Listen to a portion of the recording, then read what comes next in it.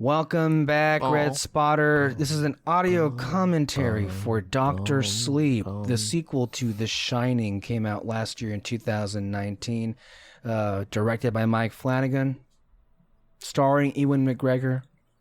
Ewan McGregor. Ewan McGregor. I don't... No one said... Okay. We all have a lot to say about this wonderful little movie that the world has seemingly all but forgotten. So yeah, watch along and hear our commentary. Mostly us bitching about how the fact that no one remembers this movie and how great it is. But hey, that's what you signed up for, right? So how we guys feel about this? 1980. I wonder if that year has any significance within the story. If you're not aware, I know you are, but if for the rest that are not, 1980, of course, was the year that The Shining came out in theaters. So, now supposedly, I assume this is happening around a similar time as the events of The Shining. Which, well, they did say 1980. Mm-hmm. That is similar. Absolutely. And this is... I saw this part recently, like a few weeks ago. I didn't realize the little girl came out in it. Nell. Nell. From Hill House. Yeah. Mike Flanagan seems to really like killing her.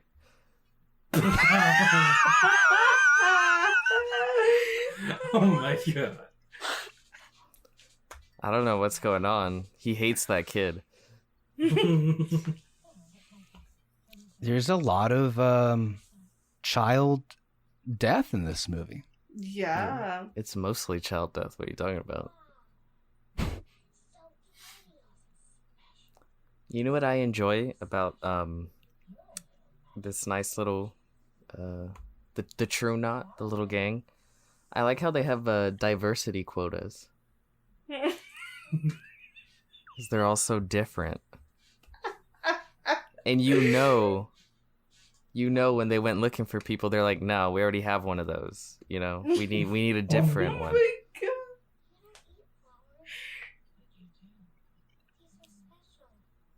god. I don't know what to say to that. So I'll just say nothing. So you'll say nothing. Imagine being cool enough to pull off a hat like that. I know, right? I think only cool people can pull off hats. I think that's a law. I know. Like a universal law. Okay, who's a non-cool person that can pull off a hat? And don't you dare say Abraham Lincoln. Don't you dare say Kyle, because he has like fucking a room full of 100 hats. Aww. He has so many freaking hats, and I don't think he pulls off any of Owning them. hats isn't call. pulling off hats, okay? He changes into all of them every call. I know, right? I think he works the beanie better. Yeah. Mm-hmm. I mean, it's still a hat. Is it a hat? Okay, now that's the real question. Are beanies hats? I think it is. I think it's more of a headstock.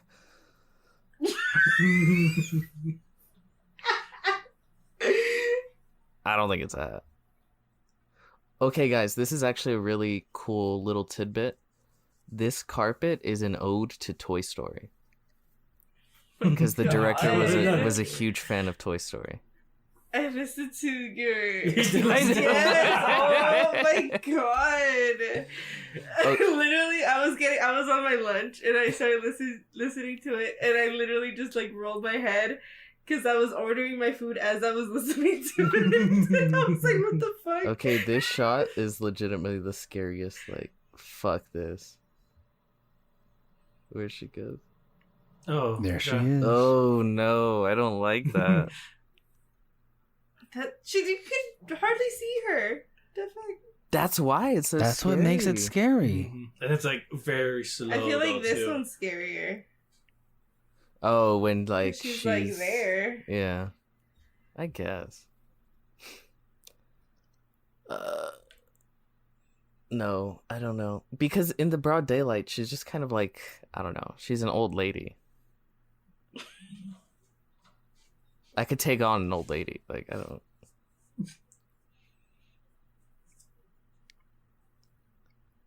Yeah, you know what? I don't like. But I guess my thing is like this shot is like Kubrick's shot. You know what I mean?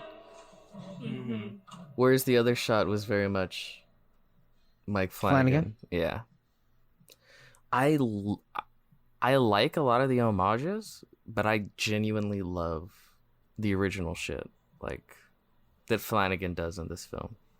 Mm-hmm. No, I mean his thing is like it's really real. Like the way people perceive like when they see shit in their own house or something, like he really captures that.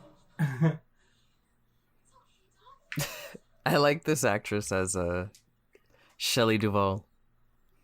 Mm-hmm. Wendy, I believe her name is. No, it's Shelley Duvall. The character's name is Wendy. Too. You don't remember that scene in The Shining where she walked in and she was like, "Hi, I'm Shelley Duvall. This is my son."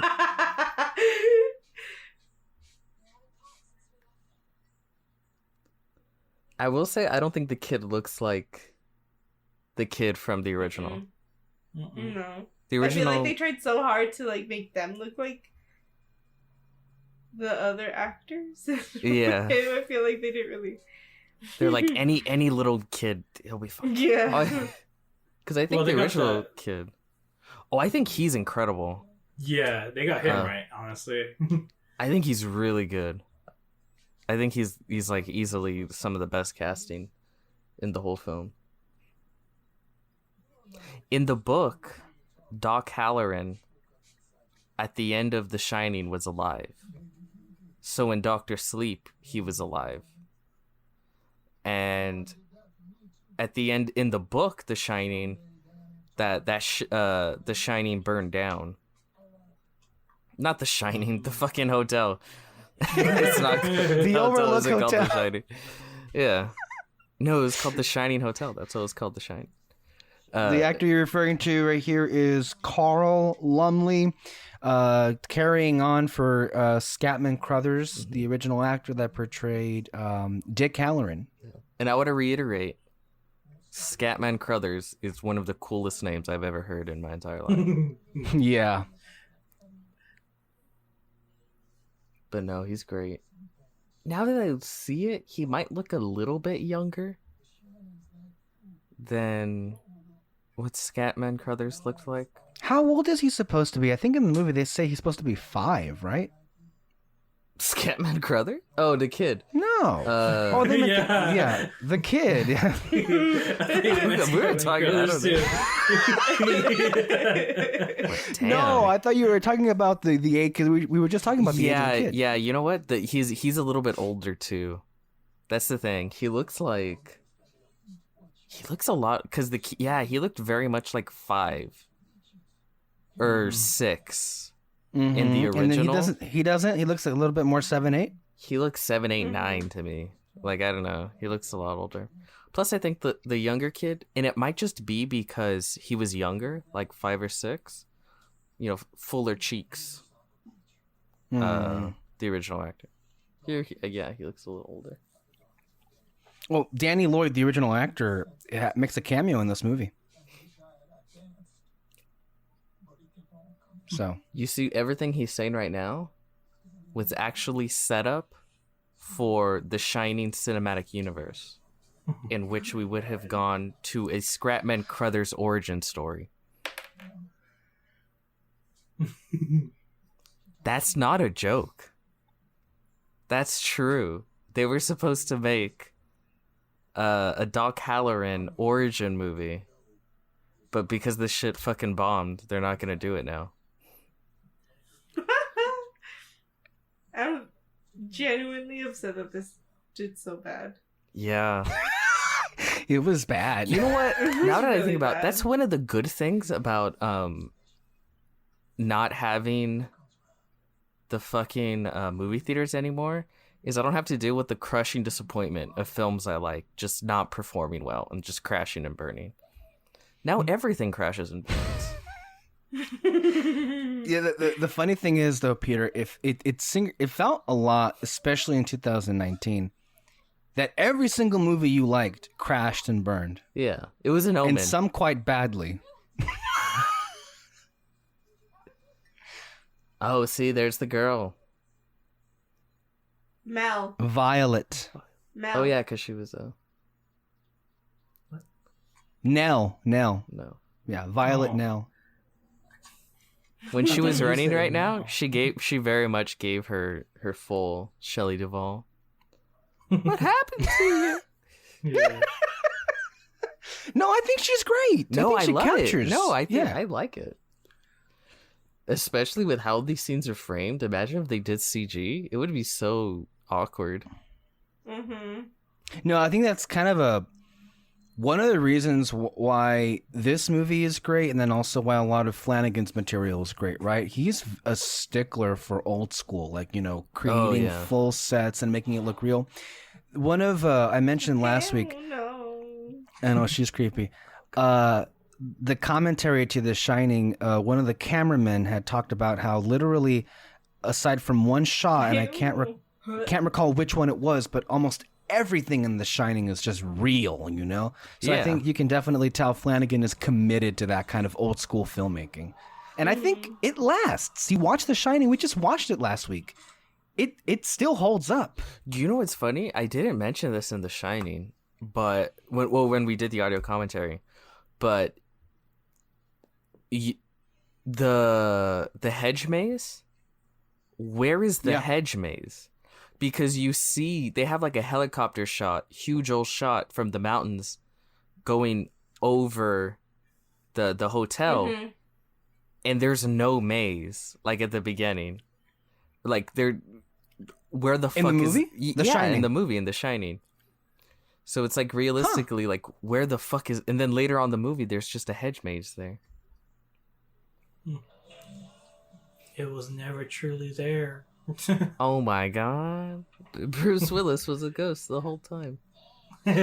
Okay, have you guys seen the fucking Sixth Sense?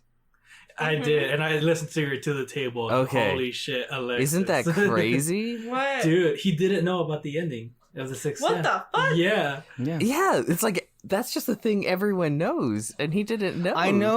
I know you're all jealous of me being able to, experience that for the very first time, unlike the rest of you never will again, Well, quite the frankly. thing for So me, I was little when I watched it, and I didn't understand what was going on.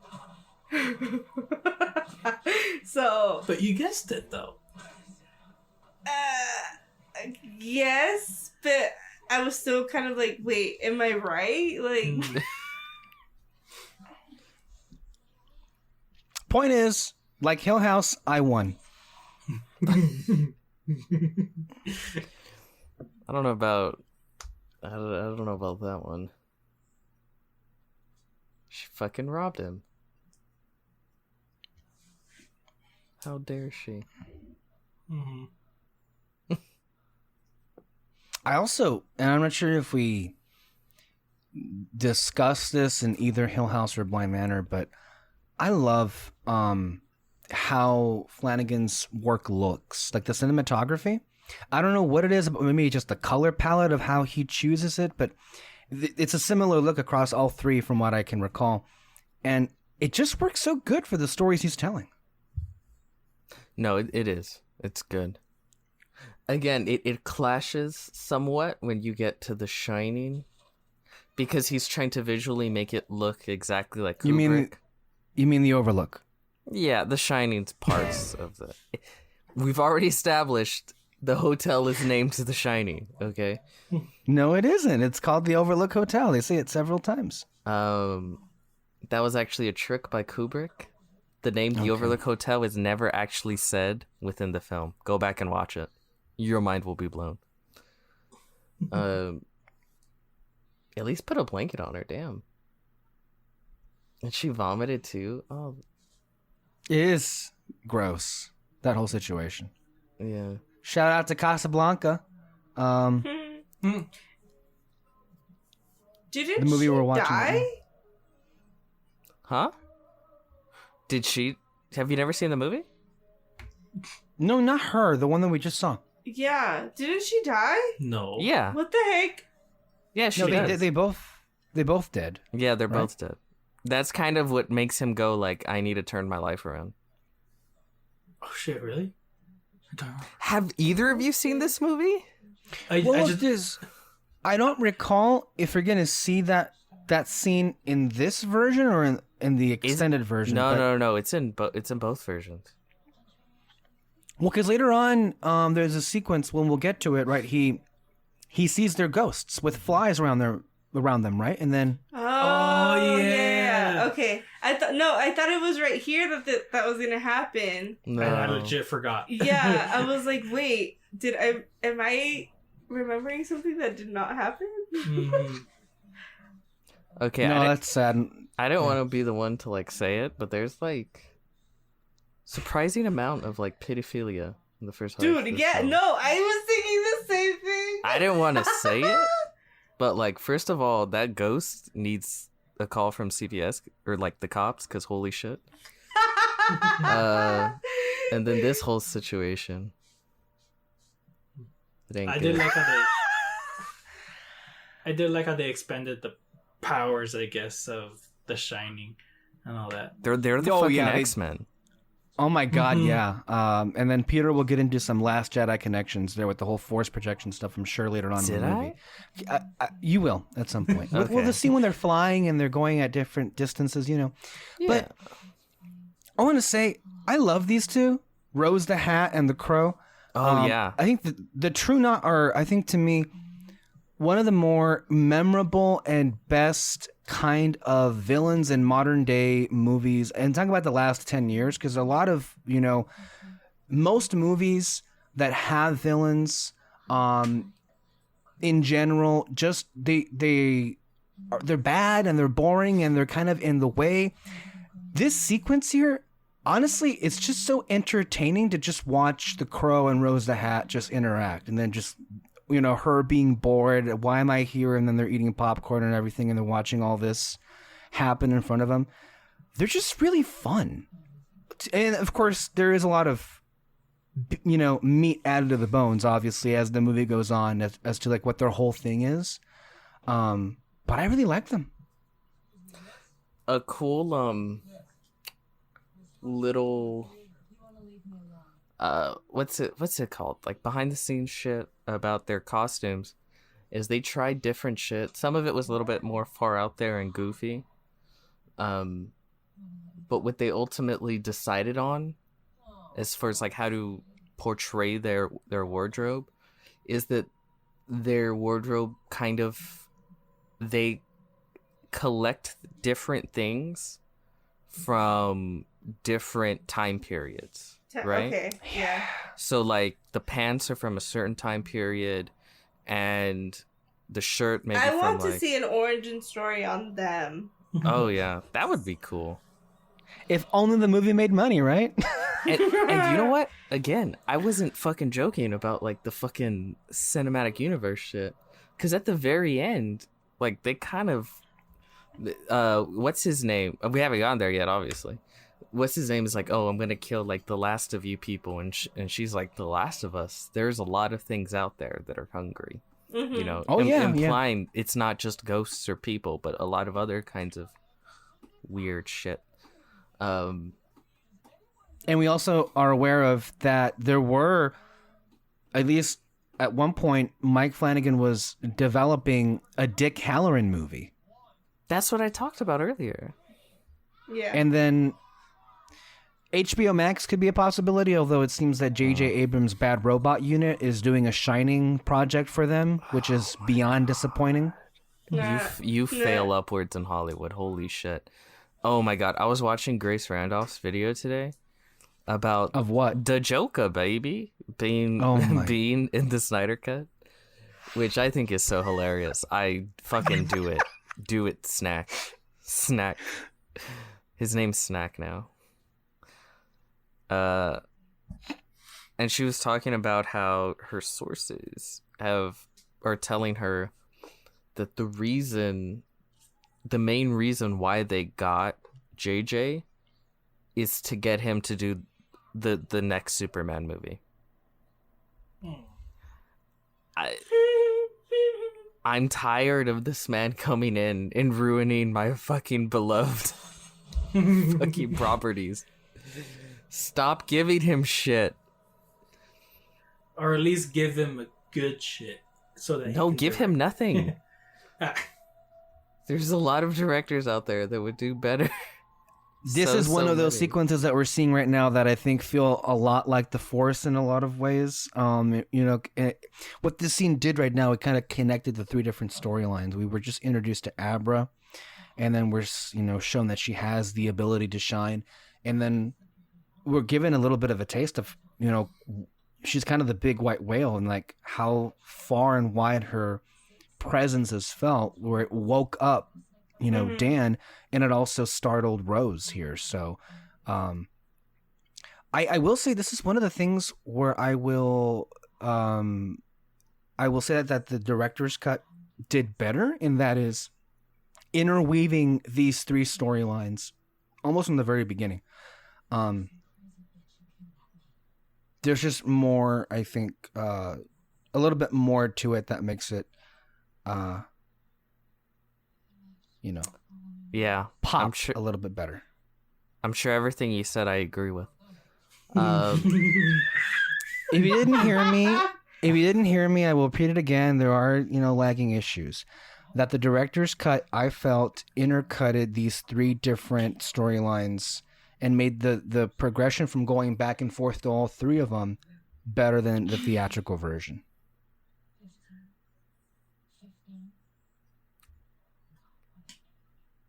I agree again. I couldn't have said it better. I will repeat it again. And I said that in the director's cut, I felt what they handled better was the intercutting of these three different storylines. Okay. Oh, there we go. Okay. And I agree a third time.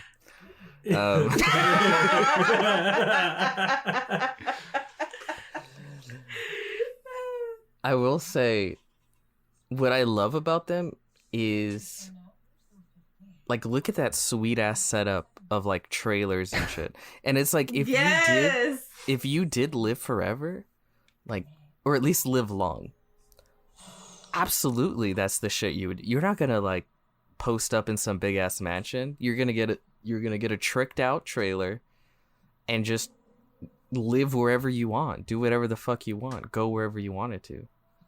Yep. You also, I think that's cool. Out of necessity, would want to, because you need to be on the move and find some new. Oh, that's true. Food. To hunt more kids. Yeah. Frasier, New Hampshire. It is disturbing, though. I mean, having villains that just eat kids. Yeah. And it's not like a Hannibal thing where you kill them and you physically eat them. No, you have to torture them, murder them, make them live long enough, and then you basically eat their essence. Yeah, it's not they're pretty scary. It's not just killing. It's like, in order to get the flavor better, you have to like be tortured, like probably. And again, we haven't gotten there yet. But the moment in the film where I was just like, God damn, Me too. is when little Tremblay is like crying like, is it gonna hurt? And she's like, yes. And I'm like, God damn.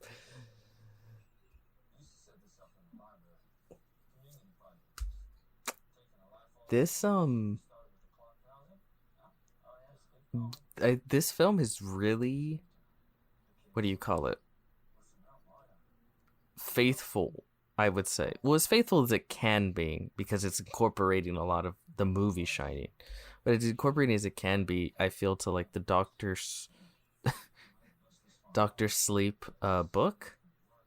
Because the way that the story's unraveling feels like a book to me.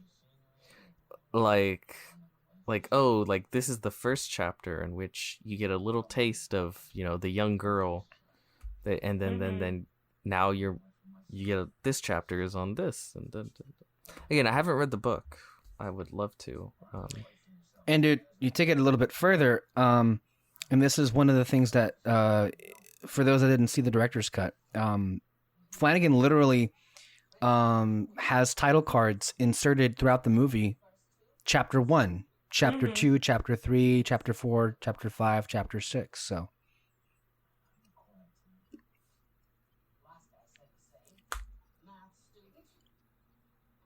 That's a cool room too. I know, I was just thinking that too. Like a nice, I think like a cool room to me was always, they don't have that shit here obviously, but like those basements, you know, those basement rooms, kind of like that, where it's like at the top of the house and then there's like a window. Well, we were talking about this yesterday, me and Alexis, because we were discussing the orphanage, and I was talking like ideal world life, whatever. I would want to live in those like big ass gothic mansions. Like, why not? Like, that's the dream. That is the fucking dream. To live in a big ass gothic mansion, and every time cleaning, you go to take a piss, you have this giant candelabra. And you know, you just, you know, gliding down the halls. I would just be like, man, who's gonna clean all of this? And I ain't trying to catch any demons' attention either, so it's just ghosts. If I were the one to build the house, then maybe. The ones that build the house are usually end up the ghosts that haunt the later residents. So later, I mean,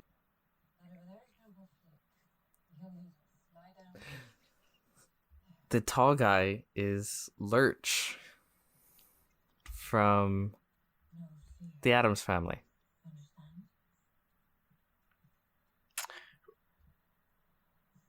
Is that so? You mean Grandpa Flick? Yeah, that's Lurch. He's been in like the original Lurch. From the TV show to the movies to. Really? I did not know that. Well, I don't really know. There's Addams always Family only all been that well. one Lurch, and the reason I think he's working with him is because he actually came out in his what do you call it? His other Netflix movie, Gerald's Game. Yes. Which is pretty fucking cool.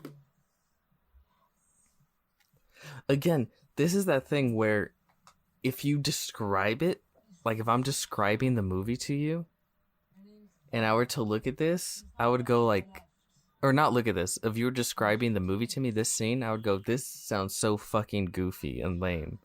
Like, I don't think it would work. But the way it's shot and the way it's directed and the way it's just made all together works so well. You know, these basically eternal hippie vampires suck the mist out of people, you know, to stay young. Oh, so well done. Rose the Hat.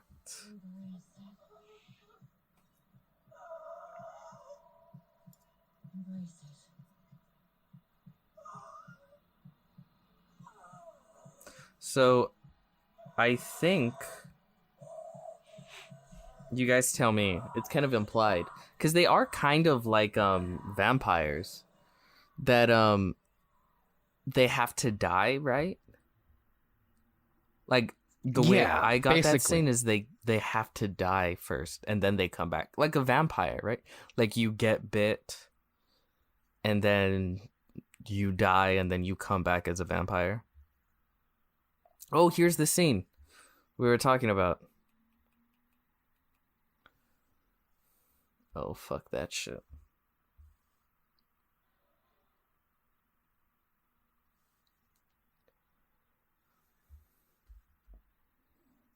David? This is the scene Oh, that fuck that. we were talking about, right? With the bodies of the mom and the kid. I mean, she even says they haven't found us yet. Right. Oh, gosh.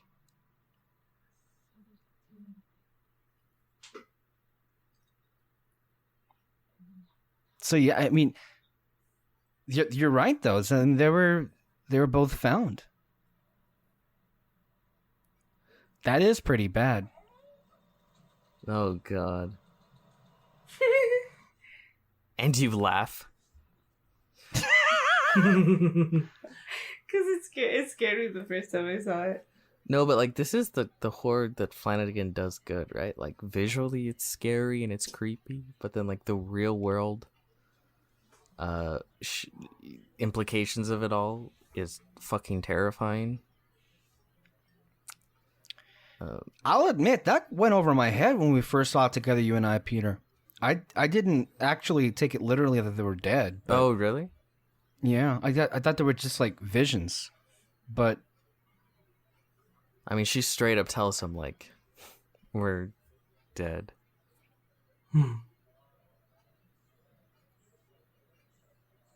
It is really interesting though. Like, you see him go through his whole fucking journey.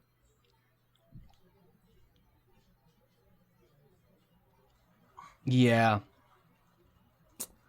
Who's that actor? The like Dr. Pasture guy. I don't know his name, but what I do know him from is National Treasure 2 Book of Secrets. He plays the president. Yes! Oh God, you people. Which we need the third one already. They have to do it. Exclusively for Disney Plus. You already know it. You already know. Fuck, let me see if I can find it, because he is a famous actor. And he was also in Gerald's Game. He was the aforementioned Gerald.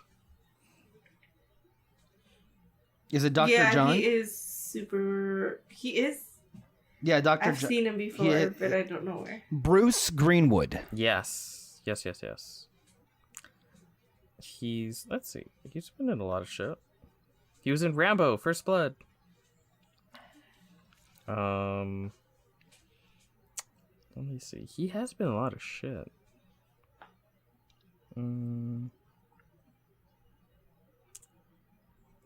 He was in both Star Treks. I, Robot, Flight, National Treasure, Book of Secrets, Capote. Was he dating Capote? I think he was dating Capote.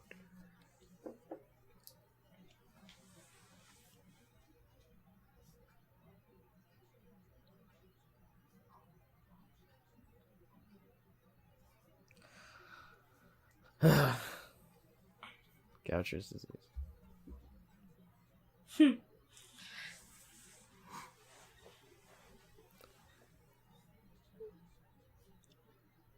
Apparently, again, according to Ms. Grace Randolph sources, what's his name is already doing costume fittings. Obi-Wan? Ewan McGregor. Oh my god. Isn't it Irish? Ewan McGregor. You cannot do a Scottish accent to save your life. Don't I bother. can't. I know. I can't do accents at all.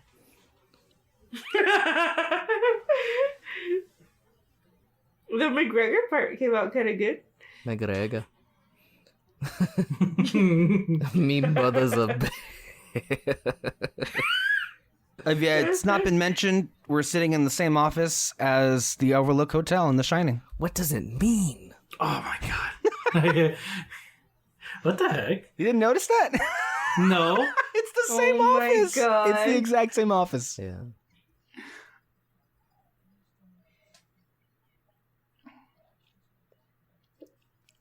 I guess my biggest question is, what does this have to do with the moon landing?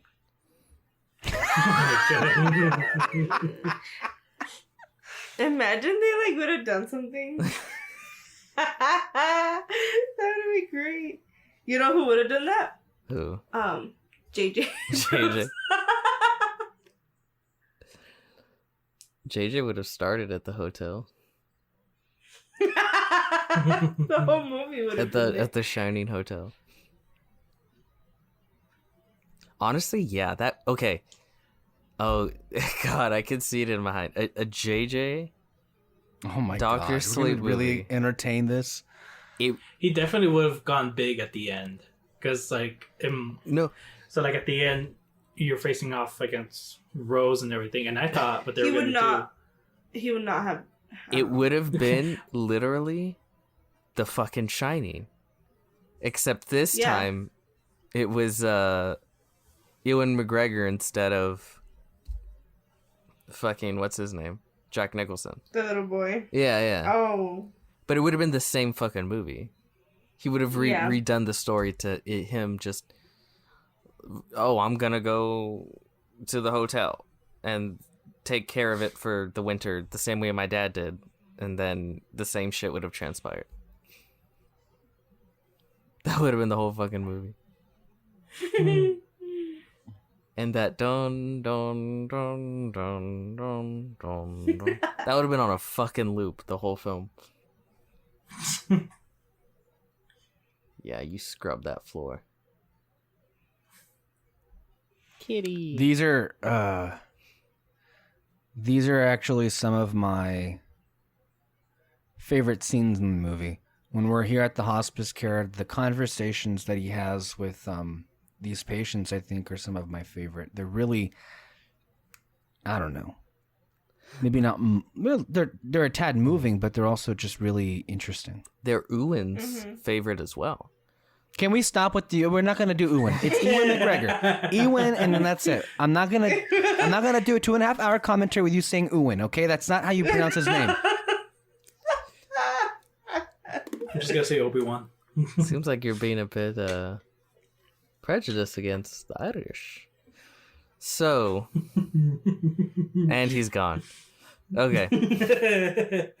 But for you guys, in the interview that I saw Mike Flanagan give, he talked about how Mr. McGregor, he kind of doesn't care about horror.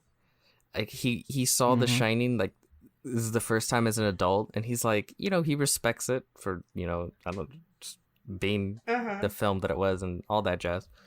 But what sold him on the film wasn't anything like horror or The Shining or anything.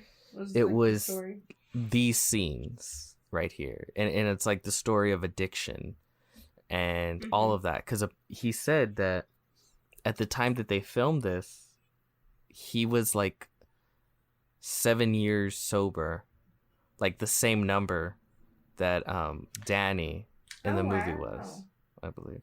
So like that kind of shit is what made him really interested and invested in making the film. A couple of things to add on to that, because I was actually reading that right now when I'm looking at. It's not talked about enough, but Ewan is great in this, especially this role. And it's often not, I think, mentioned when people praise endlessly this movie. Those that do exist, but he gives a great performance. Yeah, he does. And to what Ewan he was saying about like not really being a fan of horror. Well, I understand. I think Alexis and I understand where he came from when he said that, because like when you think horror, scenes like these, they're not top of mind. This isn't what you expect when you're approached to do a horror movie project, I feel. Yeah.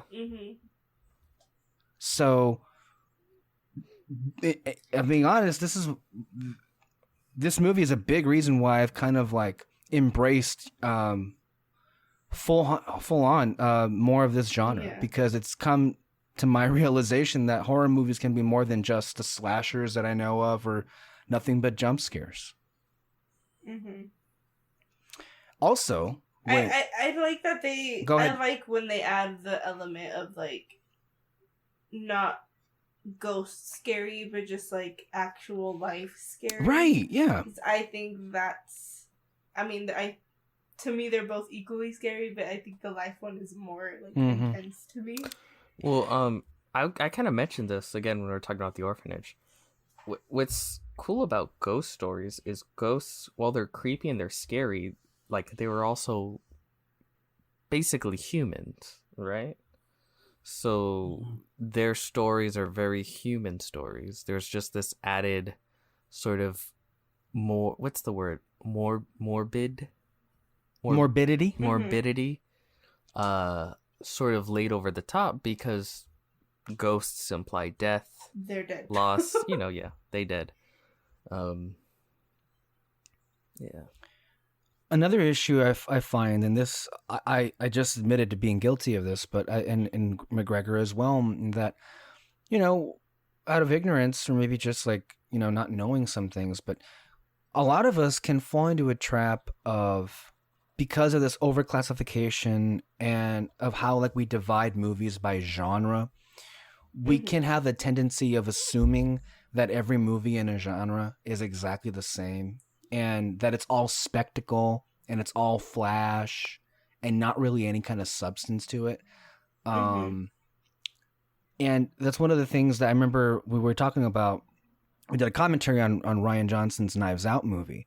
And one of the things that Ryan himself stressed repeatedly in his recorded commentary for the film Knives Out is that he didn't want to do a murder mystery just for the gimmick of a murder mystery. He wanted to make a great movie with a story and a narrative that transcended that genre. That was more, it had those things to it, but it wasn't just that. It was based on a real great story, like what we see here with Dr. Sleep. Yeah. This is another incredible point in the film. I love this part. Oh my God, yeah. You're right.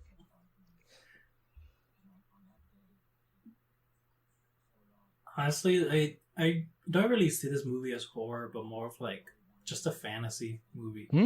It's the X-Men. Yeah, it's the X-Men, yeah, but it just kind of... It's the real New Mutants. For real? That's what New Mutants should have been. This was a really emotional scene, and now knowing that you mentioned that Ewan McGregor himself was 7 years sober, you can definitely tell now, I think, the power behind that. But it also, and I got the sense when watching this in the theater, that Mike Flanagan made it a point to add redeeming qualities to Jack Torrance, kind of the unhinged monster that we saw, as Kubrick presented him with no redemption whatsoever. Yeah, that's why I'm sure that made Stephen King very happy. Oh yeah, because The Shining was always an incredibly personal story to him, because he viewed himself as Jack, and it was sort of his struggle with addiction, and his family and all that jazz. That's why at the end of the first one, at the end of the Shining, the book version, he sacrifices himself to save his family, Jack. And of course, it's very different in the movie. So especially back then, I think he took it very almost personal, because The Shining was a very personal story. This is, I mean, I can understand, it's his work. I feel like everyone, at least everyone here, is of the mind that I think the movie we got was better than if King had just, had his way. But at the same time, you can't really fault King for feeling that way, because I mean, it's understandable. But you know what? Time heals all wounds, and I'm happy that he was very happy with this movie. So, hey, it's as he should have been, because it's really good. Yeah, I love it. Though, when I think about this film, I don't think about it as a strict sequel to The Shining. You can, but you don't have to. You can, but the way I'm just saying, for me, I view it's sort of like this offshoot other thing that's kind of a sequel, because I think they work very well on their own, but the connections they have to each other make it all the more interesting. It's it's interesting. You know what I mean? I like it. I agree with you, and you know, it's. She likes anime. God damn.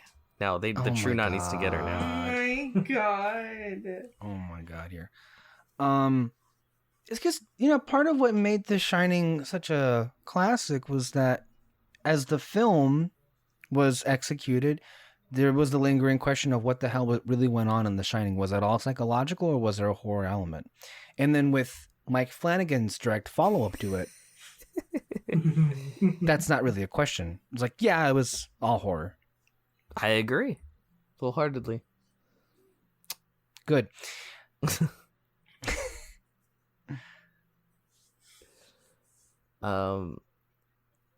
The Great Knot All these people have could just amazing go taste in fast. music. I was gonna. Okay, this is kind of be a weird question, but do they have Wait, to? hold eat? on. Can you?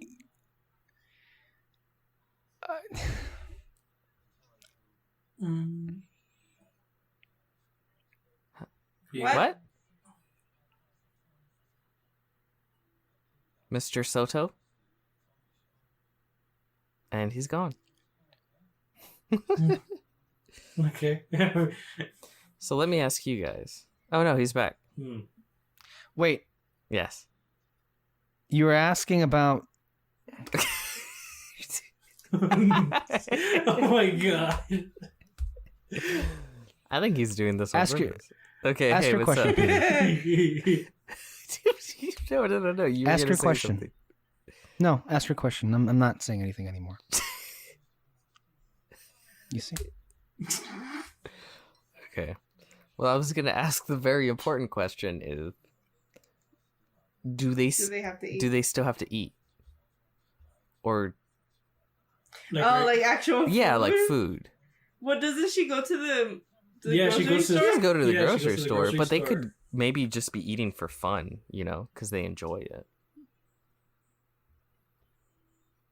I mean, I think that they do, because I think, like, yes, they have like this special like power, but I think they're still like human. Yeah. You know what I mean? Vampires don't eat though; it's strictly blood. But they're not. Oh my god! Do not. vampires poop? This is all I just reminiscent thought of of that this. mermaid tangent you had in the Pirates of the Caribbean audio commentary. Do we really have to go there? You're telling me you're not curious now as to whether vampires poop or not? No, But they don't eat anything. They just drink blood. I don't care. I really don't care. trying to ask the hard-hitting questions. Oh, look. Tremblay. Oh boy. This kid is I was so thrown off when I saw him. I was like, oh shit, Tremblay. I know. Tremblay. Before we get to Tremblay, can I just say I wanted to say about Ewan McGregor.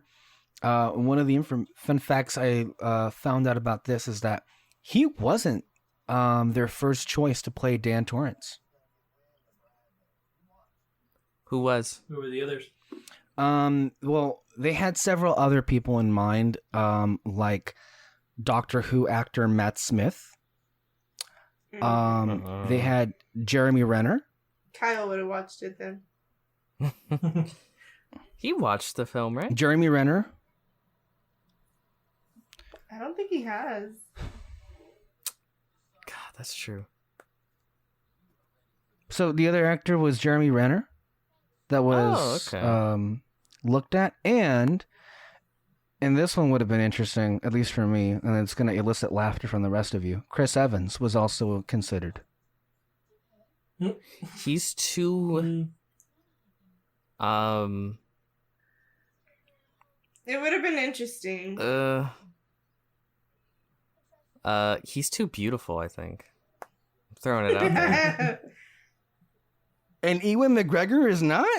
Well, even McGregor, he can look like he's been through shit, right? Like, whereas Chris Evans, he's still got the Captain America physique, and I don't Well, there was Snowpiercer, remember? Yeah, but he had that like Yeah, they had. it was an action movie-ish. He had the heavy coat on. It's a little different. Here he needs to be, a shit-faced He looked alcoholic. gruffy, but not like. Yeah. No. Oh god. We're really gonna watch Apparently- this again? Okay. Is that the guy? Is that also the guy from Hill House? Yes, Which- Mr. Yeah. Dudley. Yeah, it is. Yes. The Dudleys. Oh my god! I just yeah. noticed it. Man, he really likes his actors. One. Yeah. No, he always uses them. What was his name? The guy from Bly Manor, the chef. I have Owen. not seen it. Owen. Oh, The Owen, character name is well- Owen. But the actor's name. I don't know. I'll have to look it up right now. Owen's not in this. That's a weird name, honestly. Well, the one guy from Bly Manor, he's gonna be in another show with what's the writer's name? Mike Flanagan. Mike Flanagan.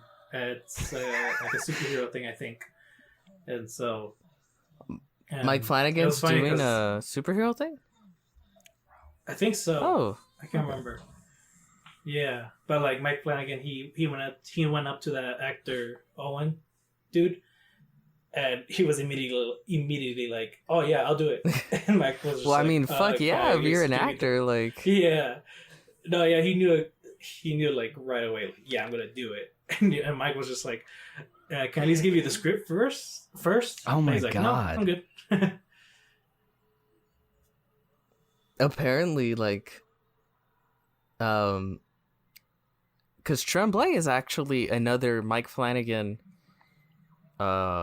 recurring actor, because there's this older horror film he made with Tremblay called Before I Wake, and I think it was like his second Hollywood film. And it was actually on the shelves for years. And it didn't come out till way later. And I guess when he made it, that was like right before Tremblay popped off. You know what I mean? Mm. So, yeah, he called him up to do this scene. And apparently, like, everyone on set was like freaked the fuck out. He was talking about, like, we didn't expect him to go that hard. Like, we were afraid, like, we had to like pull back on shit now because of his performance. I mean, if they pulled back and this is a pulled back version, oh my god. Well, actually, yeah, that was another thing. What in the original screening, the one note, like, Red rum. that's I remember that. It's from another film. It's from The Shining Hotel. There's He needed to do the voice though. There's one fuck. Oh, there was one note that Stephen King gave him after the screening. And Stephen King was like, yo, that like child murder, like that's a bit much. Like, if it's like Tremblay.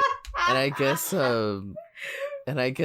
That's so funny. Stephen King Yes. said that's a bit much. and that's what's funny, because Mike Flanagan was I guess he was like, but you wrote it. Like, I didn't.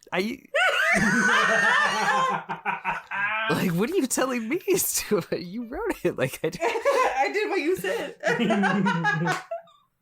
You should. Stephen King should have been like, I also wrote an orgy scene, but like, I don't want that in the movie. So, Well, yeah, that's the thing. Like, that's not the first kid he's killed. Yeah, he's like, you ripped Yeah. Georgie's arm off. Like, and you're like, you're gonna tell me it's too much? It's too much. That's so funny. It is it's an amazing scene, but it is hard to watch. And they don't hold yeah, back. it It's not is. just the performance and the screams but it's a lot of blood involved. And then later on when they discover the body, it's a horrific in a different way. Mm-hmm.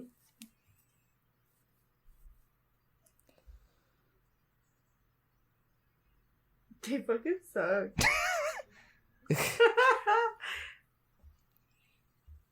And even this, it's fucking dead, and she's still like, "Do you have any more left in you?" I know where they were like pumping the body like to get like holy shit. I'm wondering how their like canisters work to like hold the essence. What do they call it again? Essence or Steam. Yeah. Oh, Steam. Steam. Yeah, I forgot. It's like Monsters Inc. Yeah. Oh my god. Sorry. What? What? Nothing. Ignore me. Sorry. Okay.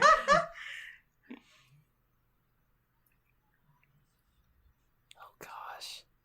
These people are crazy. I like this Dude, guy. for real. Crow. Is that his name? Mm-hmm. Yeah. He's cool. And then oh god, this is how you know they live forever, where they just gave up on like regular names. They're like, fuck it, I'm gonna be Crow. Which again, if I lived long enough, I think I would do that too. I don't know. Fuck it. Crow Daddy. God. Well, how do you know that's not maybe like what he was called back then? Crow Daddy? I mean, I don't know about the daddy part. Wait, so you don't think he's a daddy? Oh my god. Just ignore him. He could have just been called Crow. You also get a little bit of Like, you don't know how old he is. Like, and maybe that was right. like his actual Well, we'll have to name. believe that Yeah. thousands of years old at this He's point. clearly daddy age. At this point, you do find out inadvertently that why they target children. Was it right here? Well, I thought it was think they later said- on. they just said right now. I had the subtitles on that. Well, maybe they say it more directly, but maybe it's insinuated here. They were saying that that if the kid gets enough to a psychiatric ward, popped up on pills or whatever, the steam isn't as valuable. Oh yeah. It's not as pure. But I think they say more definitively when Right. at the hotel at the end. Where More it's directly, like, okay. yeah, something happens when you're older where it's just not as Yeah. potent. Yeah. It's pure. I guess you could say. Hmm.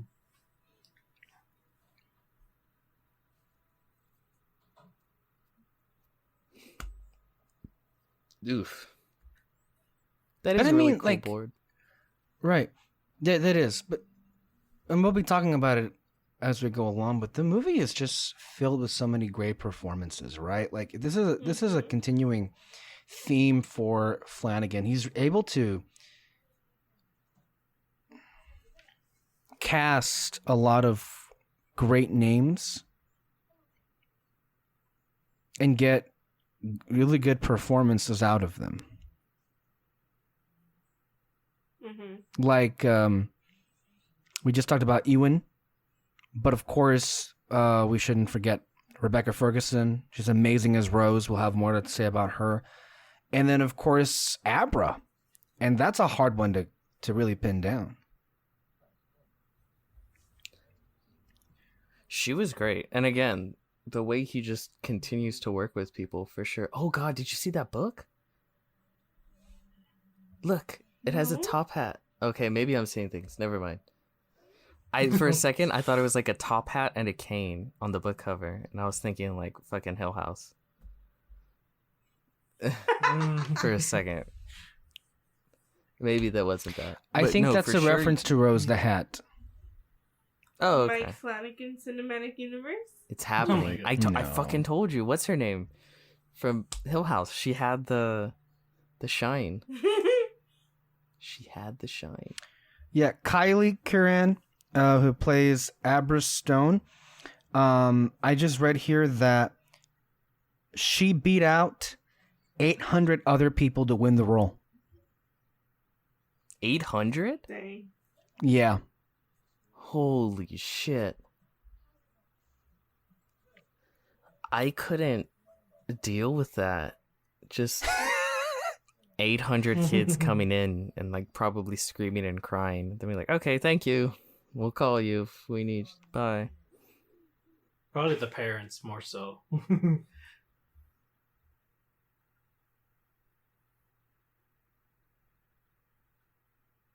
No, I did. I heard like a interview with Raul Clali. I think that's his name, the guy that played Owen in Bly Manor.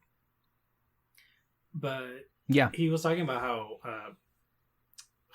Mike works on set and everything, and he said that he compared Mike to like a surgeon. Like he's very precise with like the way he kind of talks to his actors, to how they should perform, and just kind of like he's just able to like give them like the slightest bit of advice in the scene to like really change their perspective on like how to what's the word, like go about a scene, I guess.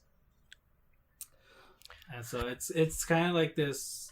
It's kind of like he has full trust that he knows what his actors are doing, but also just kind of, you know, giving them a little push, letting them do their thing. Not so much in the right direction, but just kind of like give them a chance to do something. So different pretty with much the scene. opposite of Stanley Kubrick, as we discussed last week, where Kubrick gave them no Yes. fucking direction and tortured them. Flanagan gave them so many different directions to do it. Yep, that's exactly. It. This is another fun little behind the scenes tidbit. When Mike Flanagan went to pitch, you know, making Dr. Sleep to Stephen King, Stephen King gave him 2 rules, basically, that he had to follow to make the film. And those 2 rules were, you can't kill Danny Torrance, and it couldn't connect to Kubrick's Shining.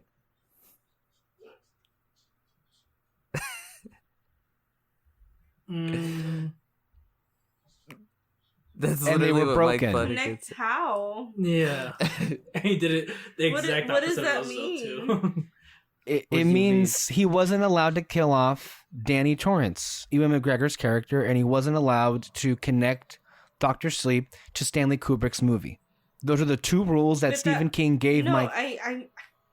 I know, literally that's what that means, but like how? Like I feel like that like regardless if the ending scene didn't happen the way that it did, I feel like you had to have put something in there. Like, Well, it would have been impossible to do it without connecting it to do you the know what show. convinced Stephen King to be like, okay, yeah, like you can do both? Warner Brothers? No. Mike Flanagan wrote the scene at the end Wait, this scene is great. where Danny is at the bar. And like he Ah. wrote it out, and Stephen King read it, and he's like, yeah, okay, like go ahead, do it. And then that was the thing that kind of was like, yeah, whatever, do both. This scene is so It good. is. Oh, See, they're buying food. And what's her name? The actress, Rebecca Ferguson. Rebecca Ferguson. She picked out everything that's in that shopping cart herself. Ah. Okay. It was But for a it- character purpose. Yeah, for her character, she had specific ideas for what she wanted. God. What's in the cart though? I know. I just saw toilet paper in the cart, but that's it. Okay, so we know they poop. Yes. See, answer So then they do answer eat solved. You didn't have to be so snippy, Mr. Alexis. I love how like freaked out she is. Are you okay? How do you explain that? She doesn't even give a shit. She walks away. She's there bleeding and shit. To be fair, I mean, grocery workers, fuck that, you know. You work hard and you deal with David. shitty people. What? Hi, David. He wasn't paid attention. I'm sorry. Yeah, what? He's talking about grocery workers. He's like, fuck grocery workers. No, I didn't say Oh my fuck God. grocery workers. I said, Oh, you literally just said that. okay, maybe it came off wrong. I bet if I was a grocery worker, like, yeah, I would say fuck that. Like, you don't pay me enough. I think he was saying it like, fuck, ... grocery workers. Yeah. Not like, Not fuck. No, Okay. grocery workers are great. Nah, it gets annoying when you have to clean shit up. Especially, oh my god, it happened a few days ago. like I was in the frozen section, but like in a different part, and then some worker, clickless person, you know, those people that like go around the store, like actually getting the groceries for people to order it online and shit. He fucking dropped a bunch of bottles of caramel on the floor, and like I walked past the aisle, and I'm like, the fuck is this? Did you scream that? The fuck is No, but like, I wish I had, just to be like, hey, person, like, why the fuck did you just leave this bottles here? of Like, caramel? I had to be the one to clean it up. I'm trying to. What do bottles of caramel look like? No, did I say bottles? Oh, I don't know. Cans? No, it wasn't like, no, it was like a glass bottle. Had A caramel. jar? That's, oh my god. It's a jar. I was thinking, what's a glass And of he's a caramel? grocery worker. Or a bottle? It's a fucking jar. Oh my god, I'm so dumb. Yeah, but I cleaned it up. This And it is slowed me down. this sequence here was one of the ones that is hilarious. Just go with this. She like completely ditches school, gets on a bus. It's She don't not give a questioned. shit. Yeah. She's not questioned why she's not at school by the whoever is selling the tickets, and then she's just like, "Oh yeah, I'm here now." I know, 'cause she's like a backpack and everything. Yeah, Although, around here that would Yeah. not happen, or anywhere in California. Like you would be like found out almost Where's immediately. your mom? I don't know, because I feel like bus drivers just don't give a shit who's going. Not the Yeah. drivers, but the person who sells the tickets. In the extended version, there's a scene that was cut here where she actually is buying the ticket. Oh, okay. Mm. See, this is slightly unbelievable to me because she's rich as shit and she doesn't have AirPods. Oh my God. god. Every kid has AirPods now. That's all I'm saying. Maybe Mike Flanagan was making a statement with that. I doubt it.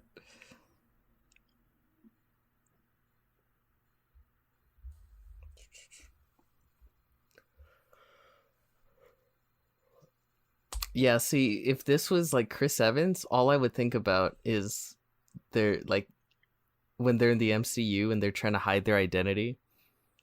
You know, so they they put the baseball cap on. And sunglasses. Captain America undercover. Yeah, the sunglasses and the baseball cap look.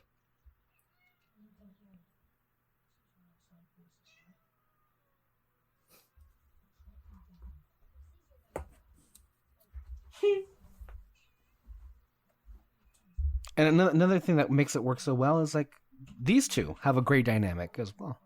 Yes. Mhm. It is very familial, you know, like they pretty much are family in a way. And they've known each other for a long time. Although off screen, this is the first time we've seen them together on screen.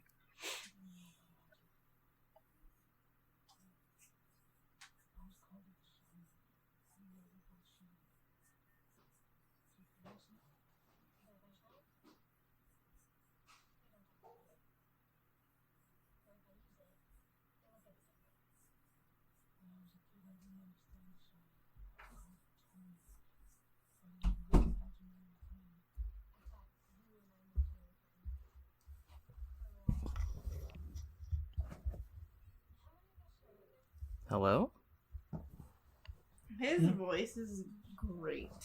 Okay. Keep it in your pants. Like every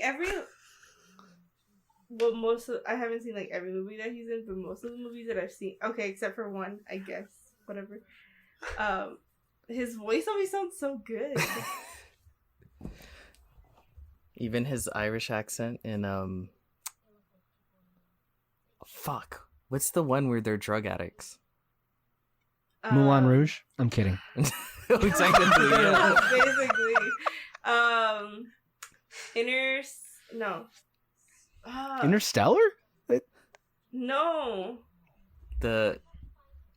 It was Train Spotting, yes. Yes. You're so dumb. I mean, the audience was on drugs, not the people in the movie. Fuck that film. The whole Uncle Dan thing in the books, he literally is her Uncle Dan. Oh, really? They pull a whole Ray Skywalker? Palpatine, Yeah, Ray I mean- Palpatine shit. I guess his dad had an affair with her Of course. grandma. With another woman. Yeah, her grandma. Because her mom is his Oh. sister. Okay, I was so confused. Yeah. I was like, wait, what? It makes sense. That was a weird way to put it. I was thinking some really weird stuff right there. How you said it. Really. It's No, not but you weird know- when you think about it. But you know what's so great about that? Mhm. That's like taking a really dog shit J.J. Abrams tactic and making it great. And it didn't even Yeah. require that much effort. Instead of like making it literal family, just don't. Yeah, I And like it- it. I you like still it get- better this way. And you get a better result out of it. Yeah. I love it. I mean, I don't love this, but like that, like the odd night. But I love that he like learned how to use it, like his whatever it Mhm. is, Shine. and to like help others. Yeah, I love it too. And I don't know. I think we talked a little bit about this when we were talking about Hill House. Like, I do believe that some people have some sort Abilities. of ability, like, or I don't know, maybe I don't know, just something different. And I love hearing stories of people that do, and they kind of, instead of like being afraid of it, they kind of learn to like live with it and use it to help others. Mhm. No, I mean Dan Torrance goes through an amazing arc here, and making him a full-fledged character.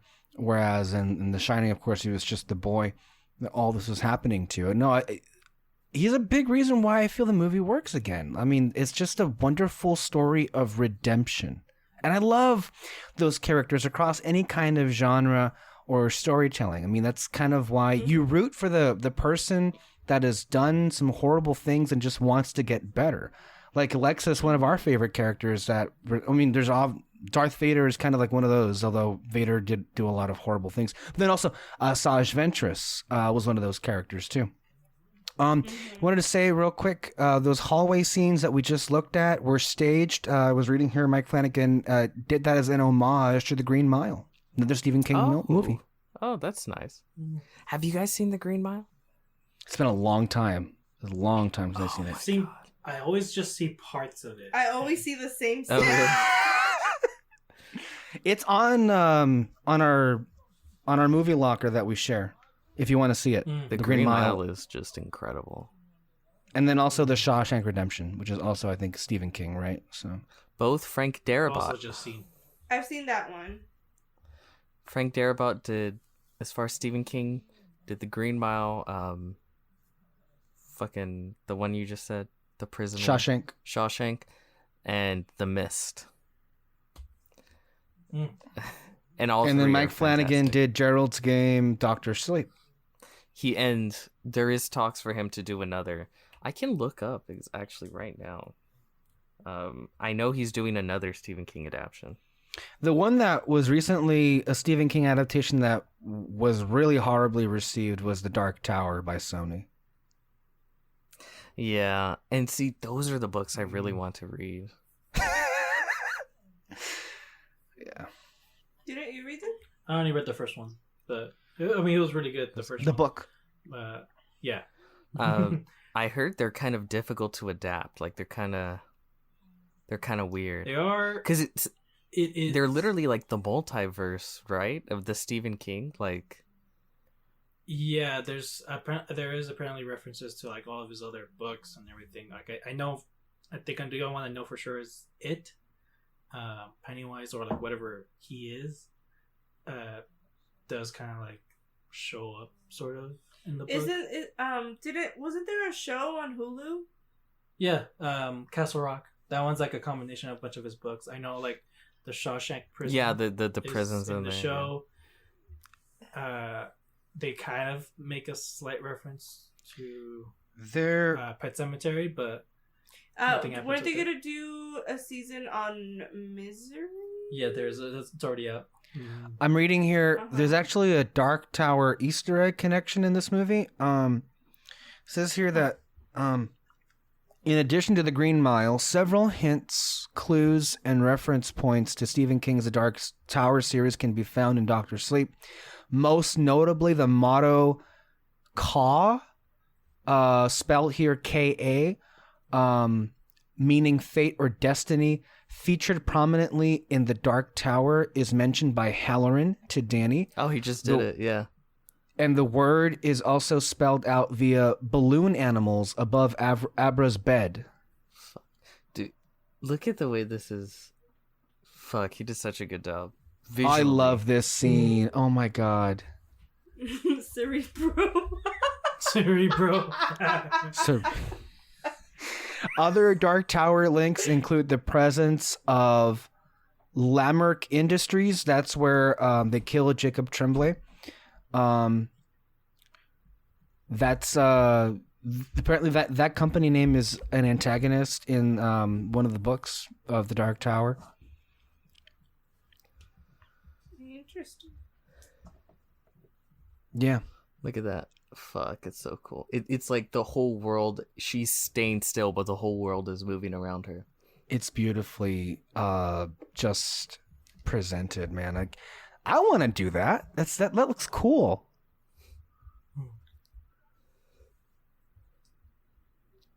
She is rich. What do you mean rich?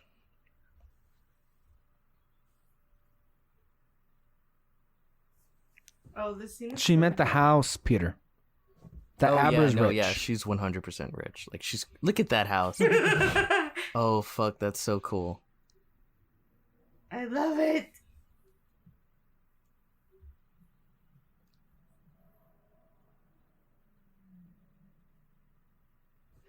See, this is the real X-Men movie right here.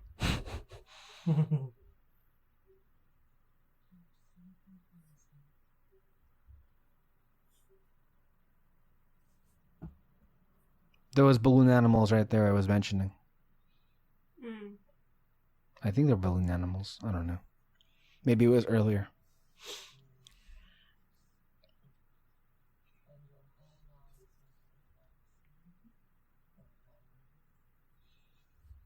Also, point of, as far as Flanagan loving to continue his rotating cast members, I believe the Newton brothers, who scored Hill House, also scored this movie.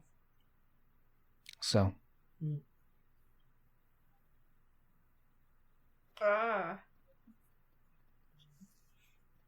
Jeez. This is also pretty, disgusting, right? I hate, and it's gonna come up, I hate the fucking deglove shit. I Where, know. the skin. Oh god, that's something. You hate it that because really, it's disgusting. it's one of those things where it just fucks with me, and I can't deal with it. I know, man. Like anything with the eyes, when people when they fuck with the eyes in movies and shit, like someone gets stabbed there or something. This is so cool. Why is she wearing pink hair? Oh, not pink, blue. Sorry.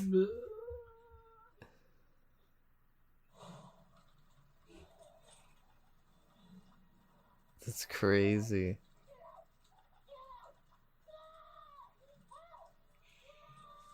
Ugh, I can't do it. No, oh god. Oh god. Oh god. That's one of those things where it's my stomach turns. I can't Yeah. deal with it. Oh, Jesus. Have you guys ever seen what's it called? Something Deborah Logan. The Taking of Deborah Logan? Yes. Yeah, that one's really good. When she starts ripping her skin off. Oh, I thought you were talking about the end when she unhinges her jaw. And she... I thought the whole her taking off her skin was worse.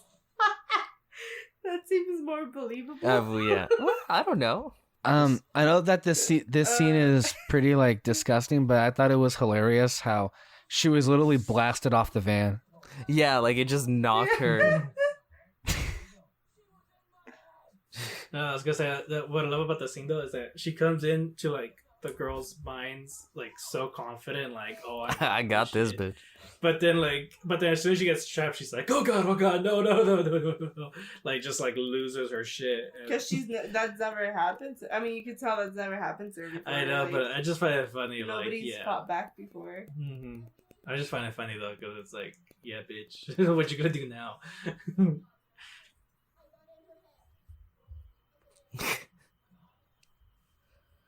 This little girl's pretty cool too. Like she has unbridled levels of confidence. Where she's like, I don't give a because she saw them straight up murder little Tremblay. Yeah. And she's like, I got a trap for you. Like, holy shit. I guess it's the power and influence and the money.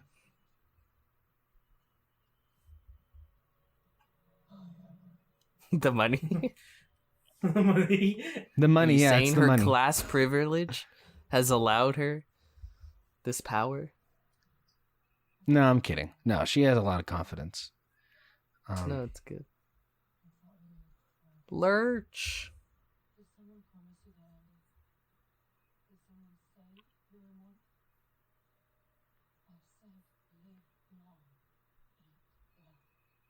At this point, if I were her, I'd be like, all right, where do I get my refund?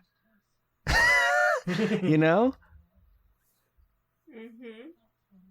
Yeah, I would have been like, So bitch, you didn't tell me after- that? Like, what? After you do that once, you have to keep doing it.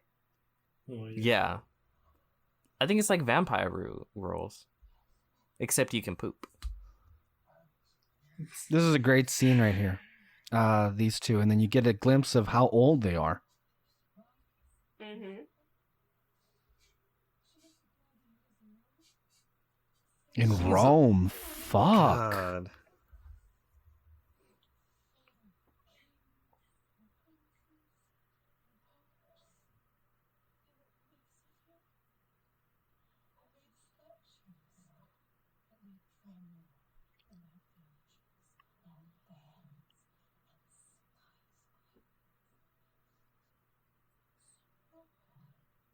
I don't know. They're not sympathetic people, obviously. They're monsters, and they do heinous things to stay alive. But there's something about, maybe because they do have a family bond, that makes them feel like full-fledged characters, you know? But also Like- they have Well, it's real like- fears. Yeah. Mm-hmm. Oh, it's like those characters in Legend of Korra, the Red Lotus people. Oh. Like, you could tell they're great dynamic together and all that. Yeah.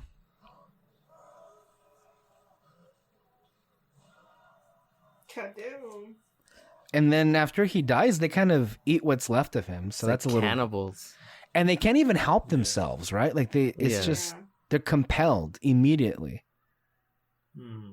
I was actually confused at that part. I didn't actually think they would actually like be able to eat each other, because I thought they didn't have any souls anymore. Or something. But they still have the shine, Not right? moldable. I don't think they're eating the soul. Well, oh, see, that's kind of confusing though, right? Because when you see the Yes. older people die, Mhm. it's like it looks like the steam, Mm-hmm. but we're told the steam is the shine, not the soul necessarily. I think everyone has... I think steam is used in general of somebody passing on, but I guess the ones that shine is the steam they're looking for. Well, don't they say that? Like, everybody has the shine. It's just some have it more intense than others. Some are aware of I mean, it, and that's some not the can use it, wording, and but, most like- can't.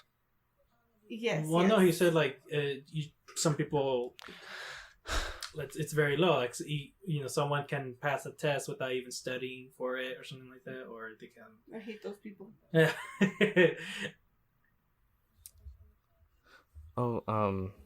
I found the next movie that Mike Flanagan's gonna do. It's a Stephen King adaptation.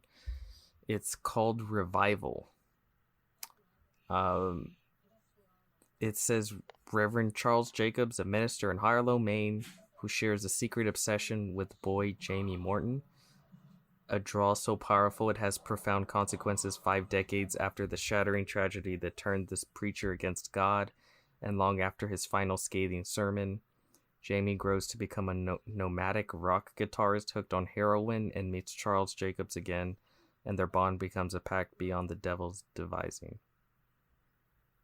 So, yeah, that's fucking weird. But how old is Ewan McGregor? Near 50, I believe, right? He Or looks 50? good. He looks. He doesn't. Okay, now look you that keep much, it in your pants, okay? I mean, he doesn't look that much older than 2005 when he was in Jedi. I mean, Sith. Ewan. He's 49. So he's probably 48, 47 right here. But yeah, that's the thing. Like, people kept talking about, like, oh, he's almost the right age to play an older Obi-Wan.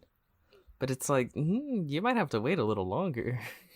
he's still kind of good.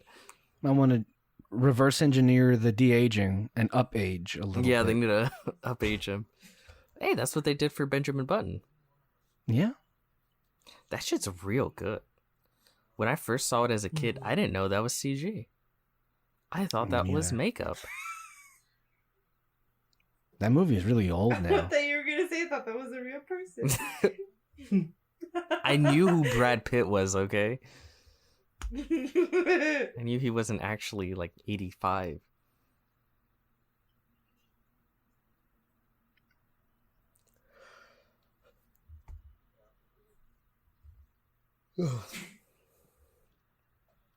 How would see? He's like, all right. I would be so worried during this because it's like you dug up a young kid's body in the middle of nowhere. You have no ways of explaining to them how you knew the body was there and everything. Do it. Like, any cop stops you, you're fucked. Like, I don't. Yeah. I would be thinking the exact same thing too.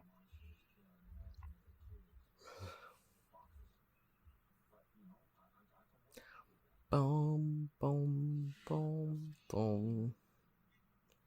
Boom, boom, boom. Poor little Tremblay.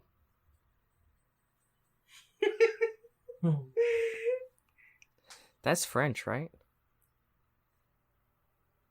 I don't know. Tremblay. Have we talked about McGregor's friend here? Just like the greatest friend. I know. Listen, I can't explain it, but I need you to come with me in the middle of the night and dig up a young child's body. We can tell no one. Yes or no, are you down? You know? That's a ride or die right there. This story he tells, the wonderful Cliff Curtis here, the actor playing his friend, really adds to what they're about to uncover. That smell, you can almost smell it based on how descriptive they explain it. Like, I'm sorry if any of... I've always wanted to know You were saying, Peter? what a dead body smells like, but I'm scared. Never mind what I was gonna say. Let's talk about this for a second. You've always wanted to smell a dead body? Yeah, well, I mean, because everybody's like, oh, it smells like shit. What do you mean? Like, describe it. Describe It's it. literally shit, though. Describe it. Because it's literally shit, though. Because Well, sometimes, yeah, release dead bodies. But in general, like, you don't know what death smells like? You've never smelled anything rotting before? But I assume it wouldn't have the same effect on a human body. A human body is Like- meat. You ever smelled rotting meat? Okay. And then and sometimes you mix that with shit. It's not a good smell.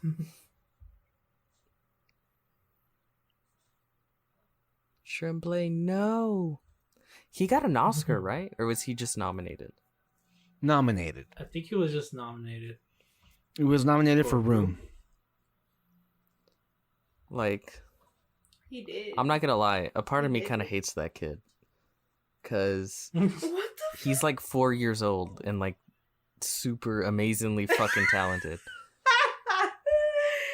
I legitimately think he's like I don't know how old is he now, like fucking 12? He's probably one of the best actors working in Hollywood. Yep. He was really good. And there's range, too. He was really funny in The Good Boys last year. Oh The my Seth Rogen God. produced movie. What, Alexis? No, we saw it. Yeah. We know what you're talking about. That was funny. That was good. I like that movie. Yeah. All of the Yeah. kids in that movie were really Yeah, good. there was. It's a hilarious. There was one of them was named Thor, and it's like, wow, it felt so real because, of course, millennials would name their Yeah. kids Thor. Oh my God, the other day, dude, I was cracking up. First of all, okay, 2 names came up at work. One, Disney. Like, No. Disney last name. Oh my god. What? Wait, someone named their kid Disney? Yeah. Like the first name Disney? Yeah. Like Disney Rodriguez? Like Disney Hernandez. Oh, yeah. shit. I was laughing so hard. I was like, are you kidding? Like, not even I would do it. You just name it Walt. And then... And then another one, I don't know if you guys have seen Twilight, but somebody named their kid Renesmee. Wait, what? Ernesme? Yeah, have you seen Twilight? Er- No. Okay, then you don't get it. But someone's name is Ernesme. Yeah, so in the book, or I mean the movies too, she names her kid after her mom and his mom and decides, yes, this is a great name to name my child. Oh, so she was stupid. No, yeah. Ernesme? Yep. Okay. She, like, the names were Renee and Esme. And she was like, oh, yeah, that's pretty. Renesme. Oh, okay. I'm trying to imagine doing that now. Like, okay, taking 2 different names. Okay, like, so it's Alexis and David. Devlexis? Not even. It's like the full name. David Alexis. Yeah. David Lex- slash Alexis. Yeah, that's Dave your first name. Lexus. I would say Dave Lexus. What a shit name. Oh my god, I can't believe she did that. And thought it was a good idea. Like, if it worked, I would be like, oh, that's pretty cool, right? Like, if you could find But it names that work, doesn't. but it just doesn't. Because if it worked, I'd be like, oh, that's clever. But, I mean, like, that's not exactly exclusive to any generation. Remember the movie Meet the Parents? They named Ben Stiller's character Gaylord Fokker. Gaylord Fokker. But Yeah. Yeah, that's the full Gaylord, name. though, Gaylord actually was like a name. Like, that was a real name that people would Yeah, use, right? yeah, And then obviously was. people don't use it anymore. It went the way of like other names like Adolf, or like people just kind of decided we don't use these names anymore. Understandably.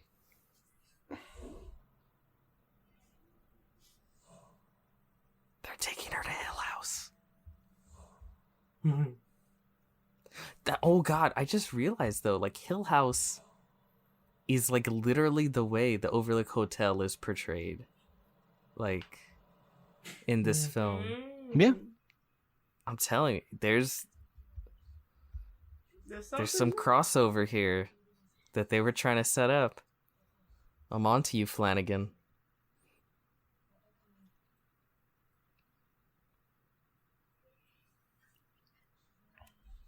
God, see, no, I can't see Chris Evans in this role. Oh, shit. The Holy fuck shit.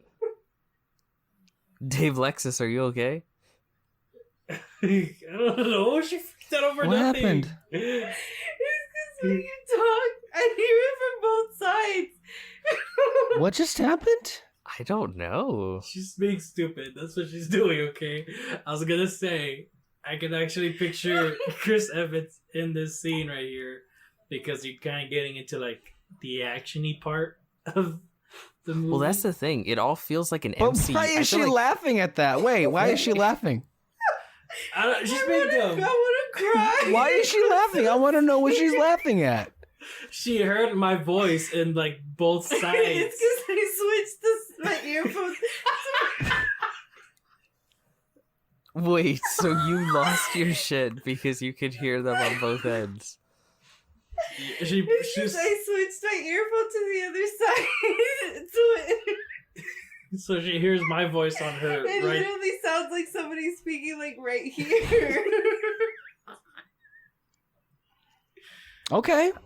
I'm glad you're still alive because I don't know how you haven't had a heart attack yet.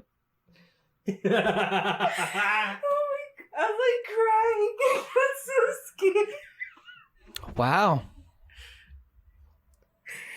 Oh my god.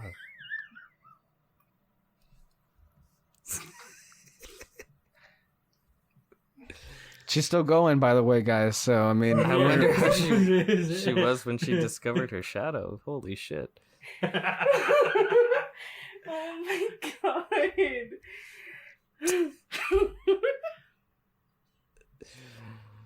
So we're getting to the action part, basically, of the movie, which is great. But I guess my thing is, I feel like all I would think about is like Chris Evans in hiding, trying to take back Hydra. Like that would be his look the whole film. We need to save S.H.I.E.L.D. Its ratings are too low. so is that what you thought about when you saw Knives Out? No, because he was in that thick sweater. He was going full blown sweater season, and he was full fuckboy, and that works. But here, it doesn't. Well, quite work. didn't Ewan McGregor play a similar role like that in Birds of Prey? No. No. No, isn't that what his character was? Well, I didn't see the movie, so Mhm. I heard it was bad. No, he's like Flamboyant. crazy in that movie. Well, crazy. But he's not. I would not describe him as That was me right now. losing your shit. See, the difference is they got shot. They have an excuse. You don't have an excuse. Oh my god, really? That's okay. That describes the picture. Right now the snake was just like, what the fuck? And then there were gunshots coming out another direction. That's what Alexis was saying, what she felt like when she heard her brother's voice coming out of both earlobes, so. Or ear holes. I don't know what they're called. You know what I love about this scene? The whole film, it's set up like, this creepy supernatural entities and like, oh fuck, and then he's like, I got a plan, and you're like, oh fuck, what's the plan? And it's just like we pull out guns and we go blasted. Like it's such like a blunt response. Just like, yeah, we have guns, we'll just shoot them. I don't know. I just think it's funny. You don't usually see that that response in these kinds of movies. It is unexpected, but it also is kind of low-key clever because they're part human. They can die quite easily, it seems. They can poop.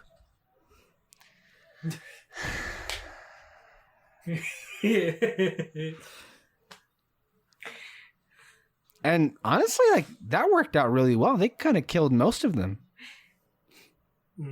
No, they really played smart. I like just how much they took advantage of their all of their abilities and all that. Well, at least McGregor and Abra. What's her middle name? Cadabra.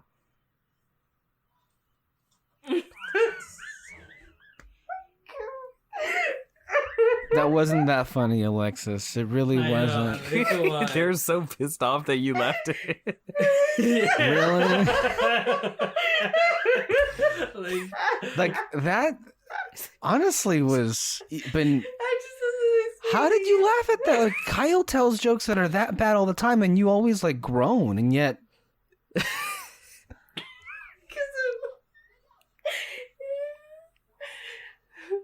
Y'all are haters.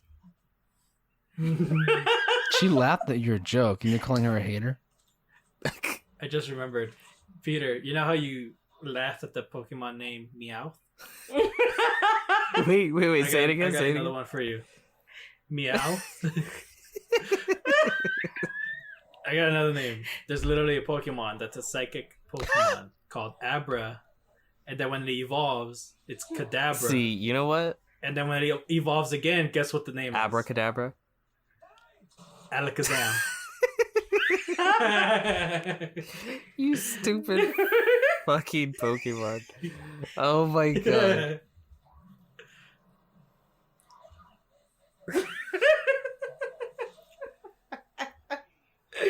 People, I see. Oh my god. Because people have always loved Pokemon and I've never got it. Because it's anime. You just don't like anime in general. It's not just anime.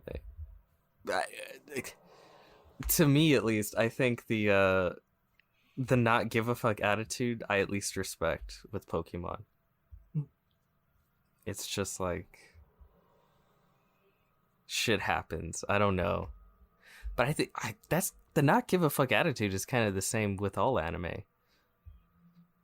Shit just happens.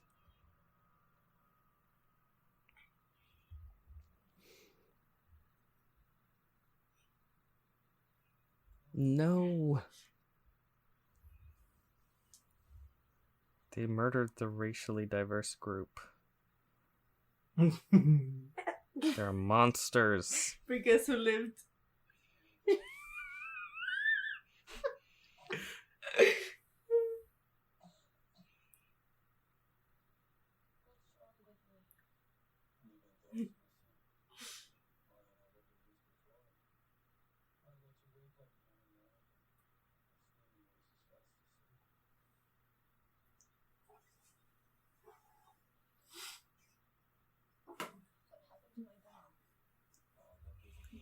Have you guys voted yet? Mm-hmm. Yes. This is our voting audio commentary. This is our get out the vote effort. This is our Pokemon go to the polls. Pokemon go to the polls. Let me see how can I fit this into Dr. Sleep. Shine your way. No. Oh god. Drink your way. Dr. Sleep. Drink your way to the polls. Make your vote shine. Oh, that's a pretty good one. Dr. Sleep in the voting booth to I don't think No. that. Don't do that.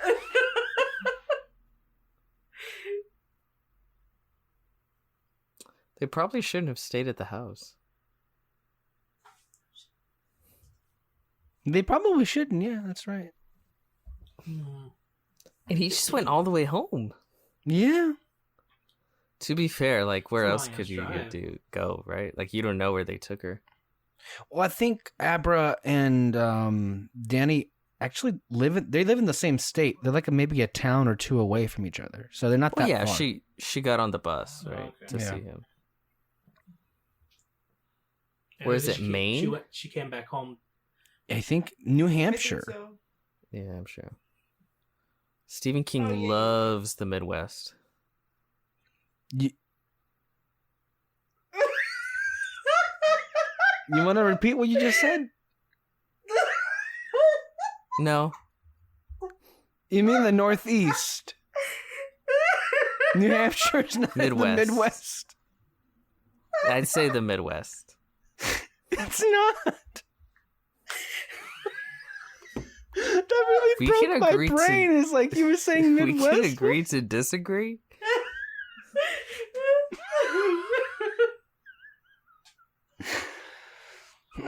Alexis, what are you on? You're really laughing a lot. I'm tired. I don't know. I'm honestly still freaked out. Freaked out about what? How are you living?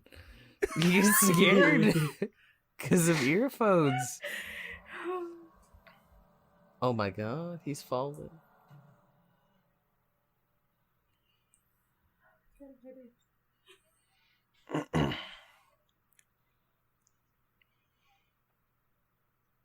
I love this shit. This shit's so good visually. Mm-hmm.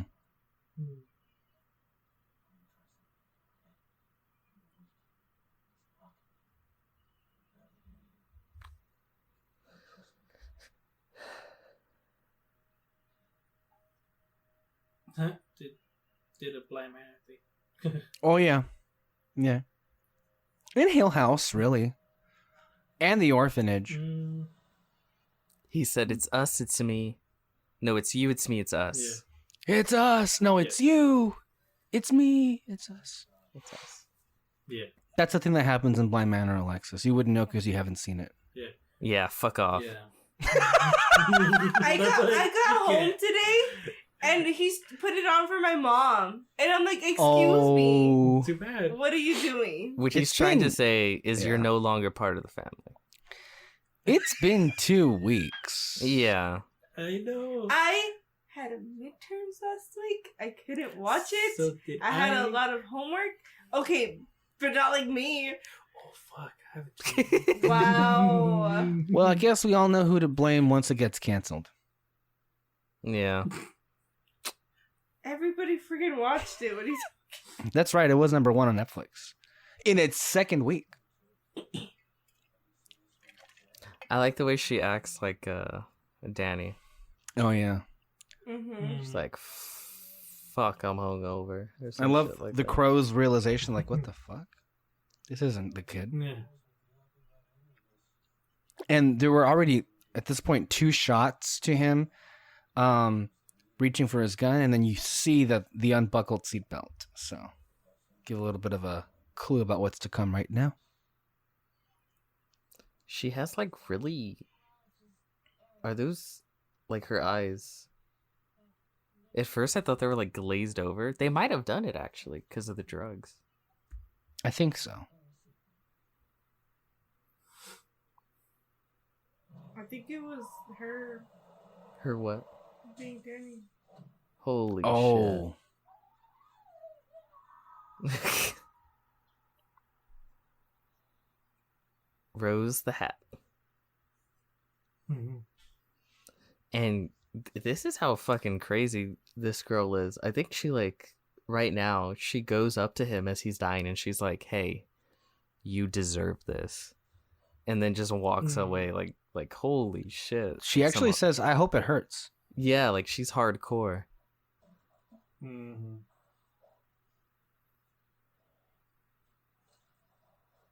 Ugh. Where's Pennywise?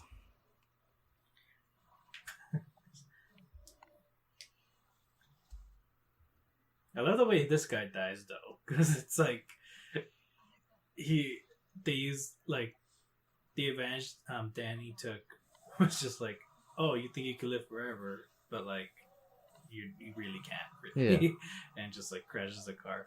He lives long, but not forever. Ugh.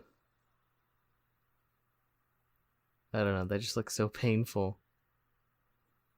I loved this shot the first time I saw it too, because it makes you think like, oh, they're gonna have this confrontation, but like you can even see now, like, oh, she's kind of see through. But they kind of play with your expectations a little bit. Mm-hmm. Like, oh, Yeah. shit's about to go down. And she just walks through her like nothing. Yeah, and then she just walks through her like, I don't give a fuck.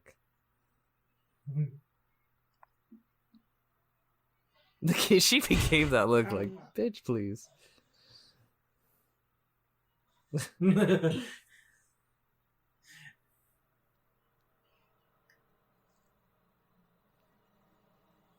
Yeah, and then just walks right through her. She can astral project. Like Luke. Oh my god. Am I wrong? That is true. Like, how did they figure out, like, hey, this is the device we can use to capture the steam? Exactly. Who even thought about, like, let's And you got to keep in mind, breathe in these you got to keep in mind kids? also, like, probably had to wait thousands of years before that technology was even created. So I'm going to assume there was a time where they couldn't even save steam in a canister, right? No, they just have to keep killing. Yeah. Damn. But it seems as if one kill can last them a while, right? It used to anyway. And the problem with them in this movie is that it doesn't. It no longer lasts the way that it did. The kids that they're killing aren't as strong And as there are less and less hundreds of kids years that they're ago. finding. Mm-hmm.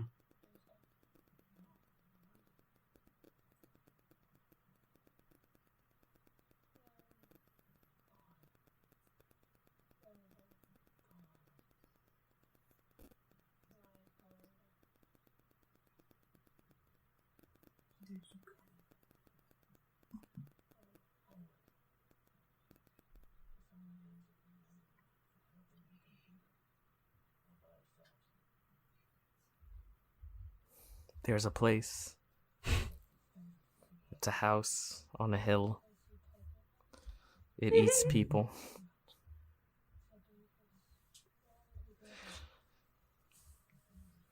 Yeah, no, he's really, you can tell he was really, inspired by Stephen King's work. And again, I think that's why he's just so good at directing or adapting Stephen King's novels.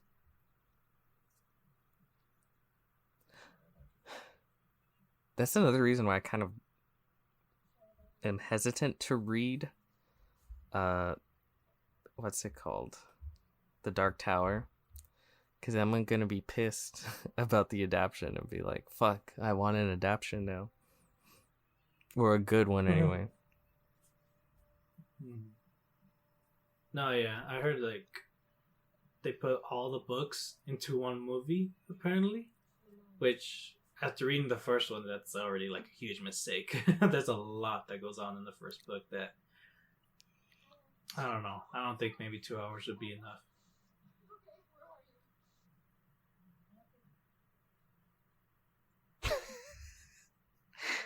It just makes me laugh. She's like, bye. She's fucking hardcore. Oh, And then got she after just- it. And then she just dumps her phone. She Did didn't she- have to do that. Right? Like, couldn't you just turn it off? Well, I guess technically the police could still track it. Yeah, probably. Or maybe the parents did something to her phone that could help track it. When I lost my phone, I tracked it through like Hmm. I think Google or something. Where did you You know- leave it? Walmart. Oh, You know where it ended up? Where? The slabs. What the heck?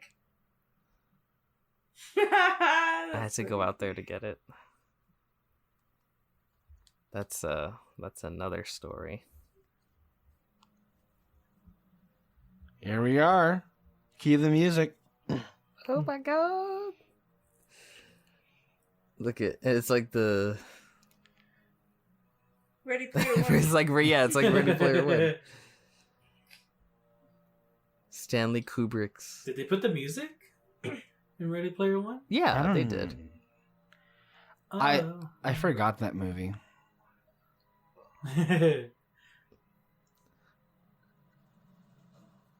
Right here when they just blare it.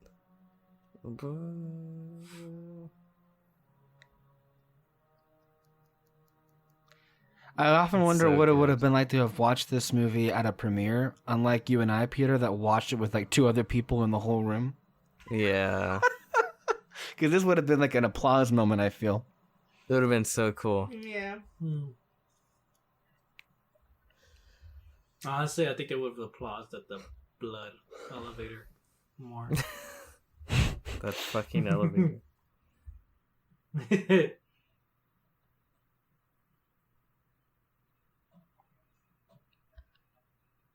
She's like, nah. I have information here on this set here. So, with the exception of 3 helicopter shots, director Mike Flanagan arduously recreated every set from The Shining over a 6-week period based on Kubrick's detailed blueprints. Instances that were lifted from the original film included the opening shots of the lake and oasis, as well as 2 overhead shots of the VW Beetle driving up to the Overlook Hotel. Fake snow and a color change from day to night were digitally added in post-production. So before it was during the day that they shot it? Uh-huh. I think those shots of the ones that we just saw right now, right? When the music was blaring up, they were shot during the day and they were just digitally recolored to be night. Oh. For the iconic elevator of blood scene, Flanagan had to digitally recreate the sequence in order to alter the angle to accommodate Abra's point of view. The hedge maze was rebuilt on a soundstage in California and was filmed months after production wrapped. It's a lot of work. I love this, the way everything wake- starts to turn on. I gotta wake it up. That's great line. Apparently there's a poster to Oculus, one of his movies in this. One of these we're about to see right now. A poster? What? A poster or a picture to Oculus? Let me just Oh, you make mean sure. the mirror of Oculus? The Oculus mirror? The movie. Oh yeah, the mirror Oculus, yes. When Danny is traversing down the hallway before entering the gold room, where we're about to see in a minute, in the Overlook Hotel, the laser mirror featured in Flanagan's 2013 horror film Oculus can be seen adorning the right side wall. Okay, tell me which room, because I want to see it. The gold room. So I think he's about to go right now and revisit, I think, the room that they stayed at. So the 237. Yeah. No, not that one. The gold room is the ballroom. The bar. Oh, yeah.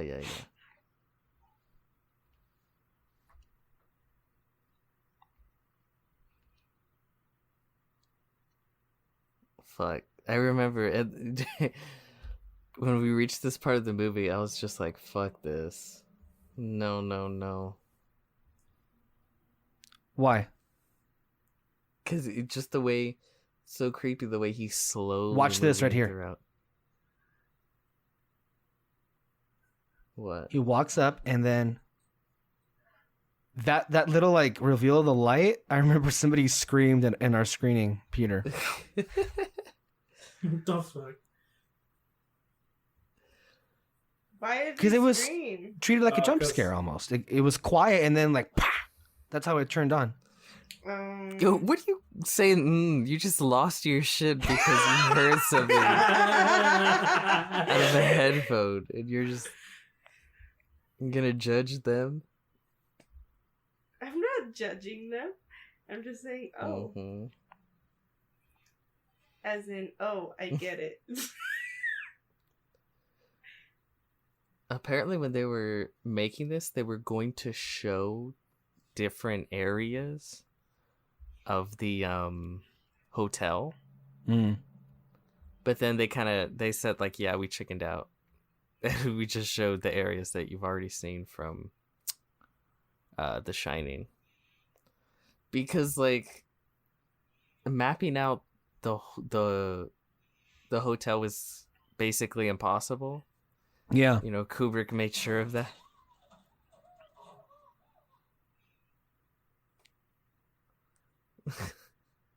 When I saw this, I could have sworn that was lifted from The Shining. That's how good she is.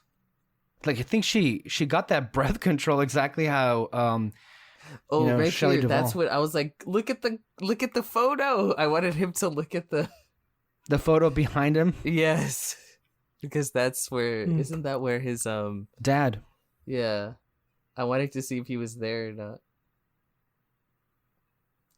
The gold room.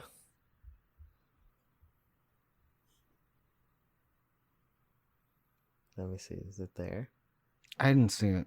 Maybe I missed it.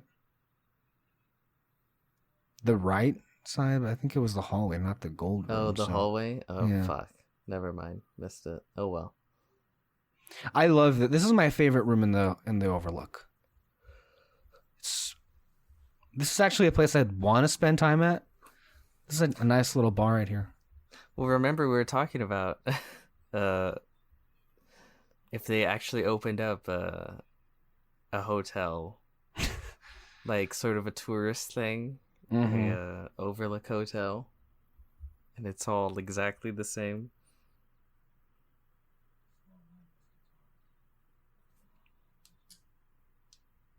Who owns The Shining? Like the movie? WB. Okay. Here. I guess also the Kubrick estate. Do they really? No, I was gonna say I thought Universal owned it, and I was like, dude, this is like such a missed opportunity to like do like a restaurant or something. Dine at the gold room.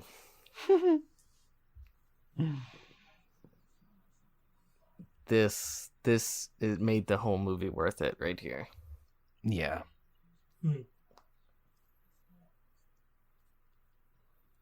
This side profile.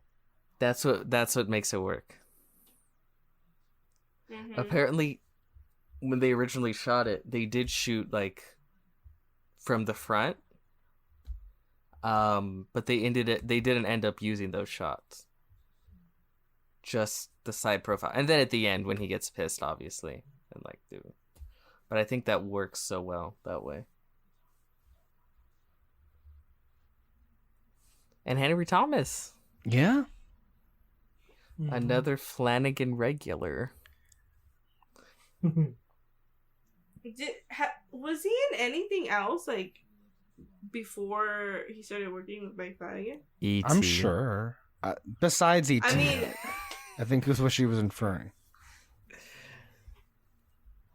like, I wonder what made him, like, if he wasn't in anything else, like, what made him... I'm sure Flanagan's a like- big fan of E.T. If you didn't notice, there was an E.T. lunchbox in Hill House, if you remember, so... I'm sure. Yeah. No.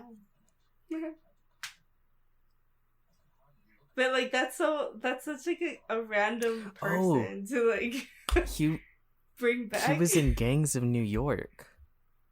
Was he? I think, wasn't he the friend of what's his name? DiCaprio. You may be right, yeah. That's ringing a bell to me, so I think it may be true. Because what I'm saying, he was in E.T., Doctor Sleep, Gangs of New York, Gerald's Game, The Haunting of Hill House, Ouija, Dear John. He was in all those movies? Yeah. Oh, shit. Okay, never mind. But that's more recent shit. Like, yeah, like 90s, 2000s, not much. Medicine.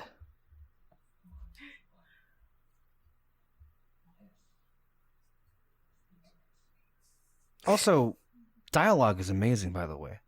It's fantastic. I love it. He provides. It's a very thankless job to try and carry on a role that was carried by such a larger than life actor like Jack Nicholson. God, I know. He's trying. When we were here. watching The Shining, it was just like, fuck, like Jack Nicholson. He was great. Yeah. And there could have been, probably in the multiverse,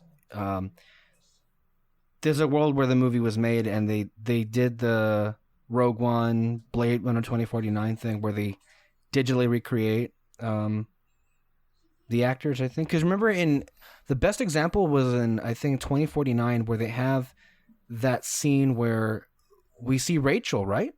Yeah. And it looks so good. So good, yeah. So there could have been a version where they could have basically recreated, I guess, Nicholson, but that's very controversial now more than ever.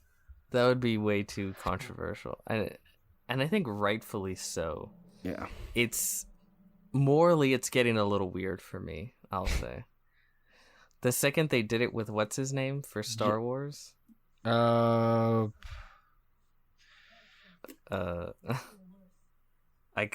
name completely escaped me. I don't know why. Talking about Grand Moff Tarkin, right? Yeah. But the actor's name. I'll think of it in a minute. I keep thinking Peter Mayhew, but that's Chewbacca. That's the wrong one. That's Chewbacca.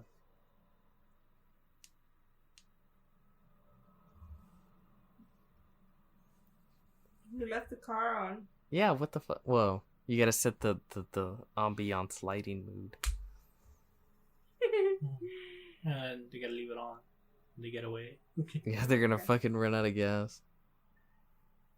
For real. What if the battery dies? Peter Cushing. Peter Cushing, yes, of course. How could I forget? And remember, that was a complete surprise. No one was expecting that to be in Rogue One.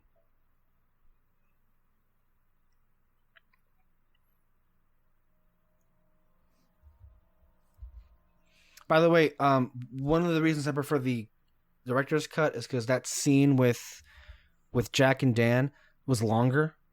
It was? That's yeah, right. yeah, and they had also Dan talk about. There was actually some interesting details about talking about Wendy and how he used the Shining ability to make her see. He basically changed the color of his eyes in her mind because she would have a hard time looking at him because she would be reminded of Jack. Mm-hmm. And then he also said that, which, pulls it right back to that scene where he's in bed early in the movie and he sees the two ghosts with the flies around their mouths. And that started with when Wendy was dying in the last weeks of her life. Where They she said had it here. They did? Yeah. I didn't catch that. No, that one, the other one wasn't, but this one is part of the... Okay.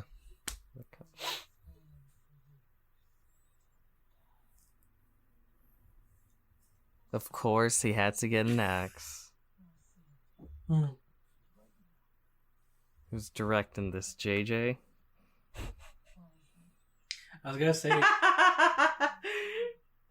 like, I feel like if JJ did direct this, he would make this last part like a lot more actiony. Like, I legit thought that Daniel was going to like release all the ghosts from the house. Well, he did.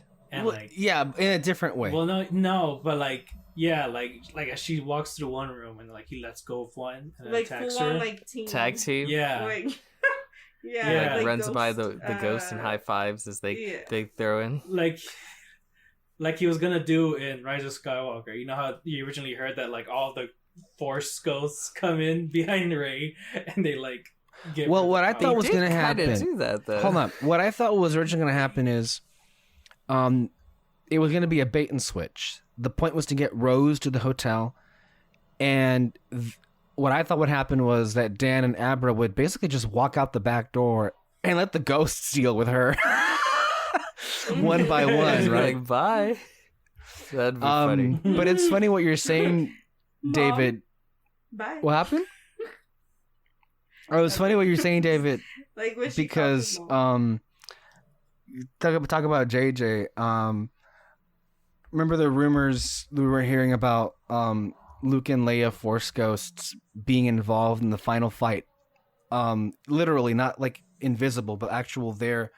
The final fight with Palpatine. You could have the actual ghosts of, I don't know, Jack and Wendy coming up and fighting Rose Nahat in a comical way. That's what JJ would do. Oh, fuck that. So you can tell it's a soundstage because their breath doesn't have the smoke. That's the biggest giveaway as to whether it's actually cold or not. Because most films don't account for that if it's like on a stage or shit like that. She's fucking just shanking her. You couldn't. Was there no money left in the budget to digitally put that in? I know for one movie, one notable movie, they did that, where they had to digitally add in breath. Sometimes they do that, but I feel like most of the time they don't. It's that little thing, right? Like it's the same. Like whenever two people in a film have a conversation on the phone, but they never say like bye. They just hang up. You know what I mean? Yeah. And in a real life conversation that never works that way.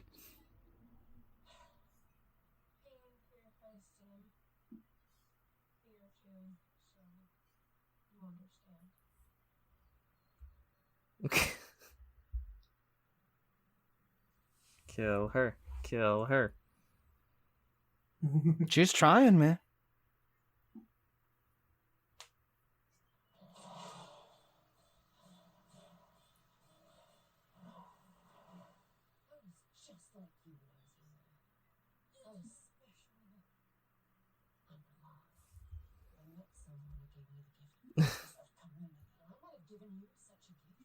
She's a liar. She was just gonna eat her.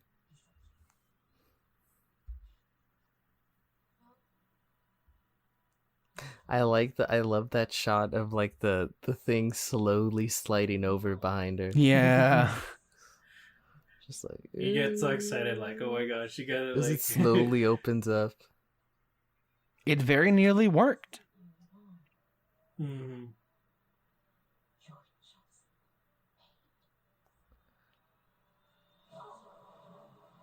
Close it. No, damn it. And of course the typewriter's still there. Like no time has Right? passed. Yeah.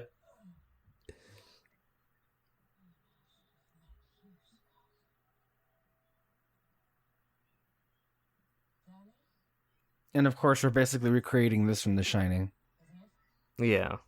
where like they walk up the stairs and everything, and someone falls down. And in both versions, it's a Torrance. I have the house. Oh my god! Oh my god. Oh look, there's a bear rug on the floor, like that bear that was sucking dick in The Shining. Remember that? No.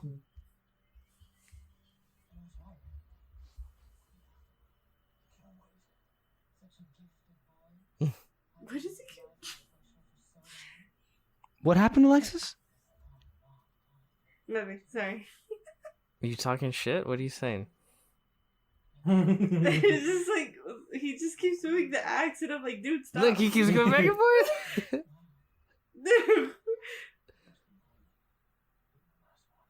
See right here.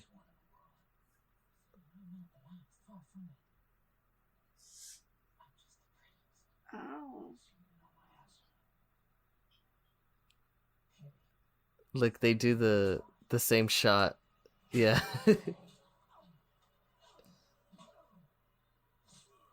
Oh, fuck. The first time I saw that, I thought like it went between his legs, and I was like, "Oh shit!" I know, me too. I was like, ooh. Okay. You didn't have to go that bad. Ugh.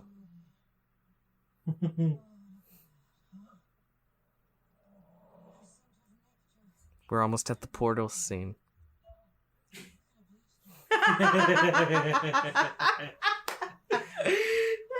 On your How do you left.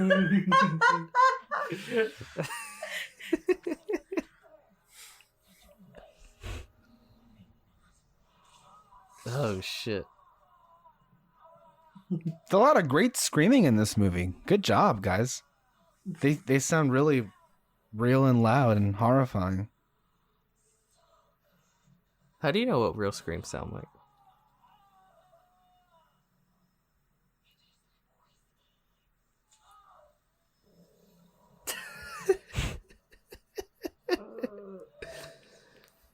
See, this is a little bit too much for me.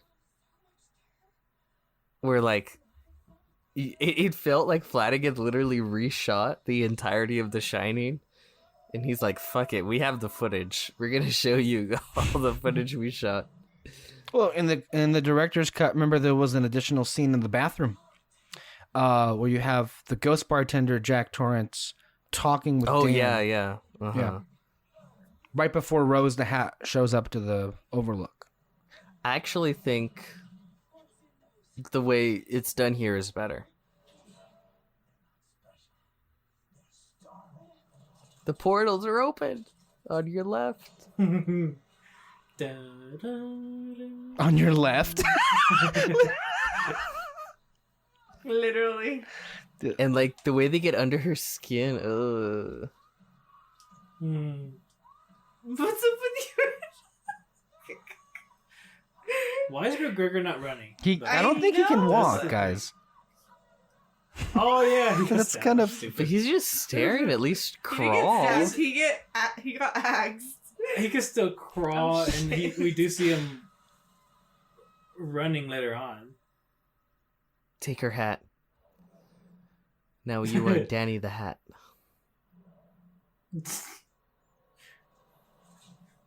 Oh, fuck that. He becomes Danny. He becomes he becomes Danny the ex-murderer. Ugh, the eyes. Because he starts going crazy with the axe, like running around with the axe.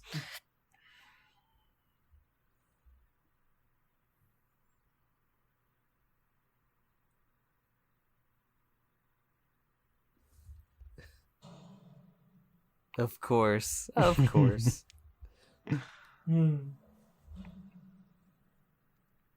He couldn't help himself, could he?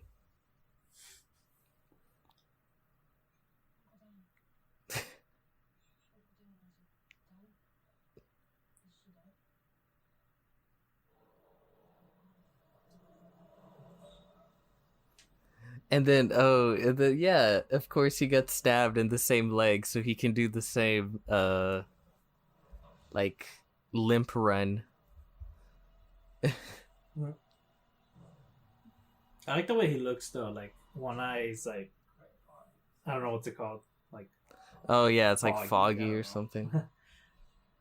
mm-hmm. You idiot. You idiot. What the fuck? It kind of pissed me off there's no, sex bear. It's the one ghost they didn't bring back. Flanagan thought I wouldn't notice, but I did. What's up with that? Sex bears can't, eat some steam?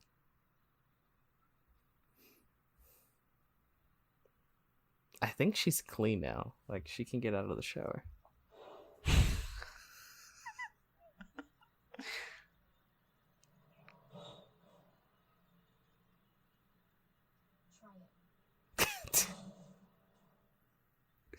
She's all challenging the ghosts. Bet.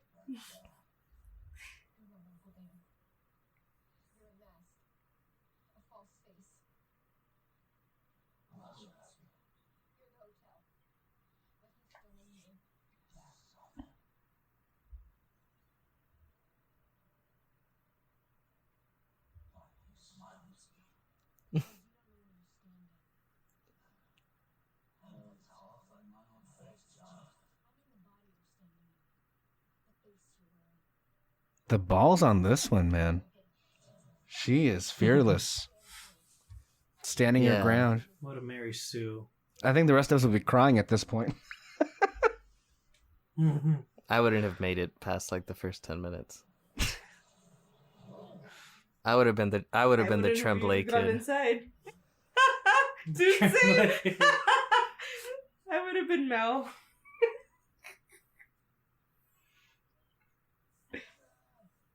I always hate when they do that like swing.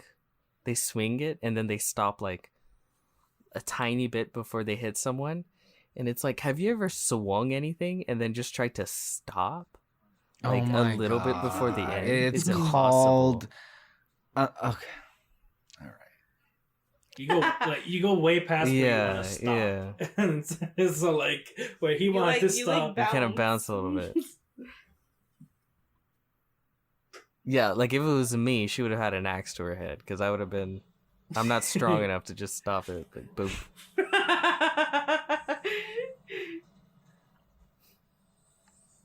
And this was the original end to The Shining. Or Right. The book, anyway. The boiler rooms. Where Jack Torrance basically destroys the hotel. Yeah, like he basically gave the book ending Mm-hmm. of Jack to Danny in this film. Look at the pictures. What happens to Danny in the book? He lives. In Doctor Sleep? Just like... They survive. It's like Whatever. the same shit except they go back to where the hotel used to be. It's been burned down, so it's like just the grounds where the hotel used to be. Okay. And it's like the same shit except he survives at the end. I love something strange about this death scene where it doesn't feel like a death scene. It just feels like peace. Finally, there's peace. Mm-hmm. And then you see purpose. Wendy. Right, peace and fucking Last Jedi. Peace and purpose. Now we have the quieting here, and you see Wendy. Yeah, this is nice.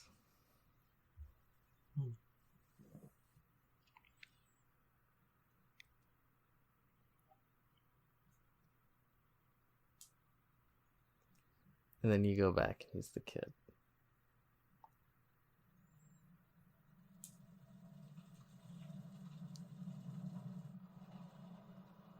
No, I think that's really well done. Yeah. Fuck you, house.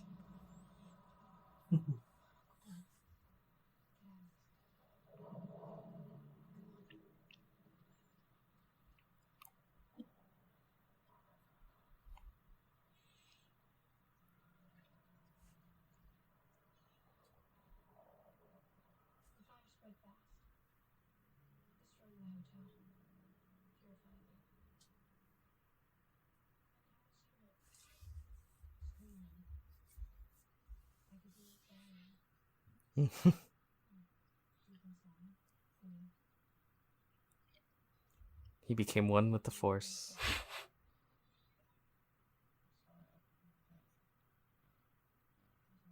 Look at all that fucking anime everywhere.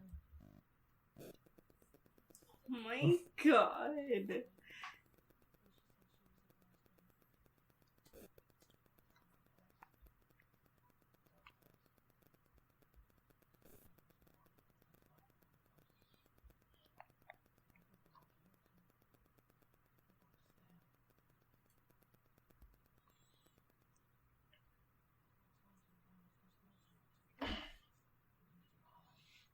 Shine.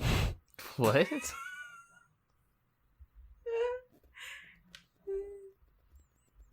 What's that song? You can shine, you can What? I think that's from it's from Life Size.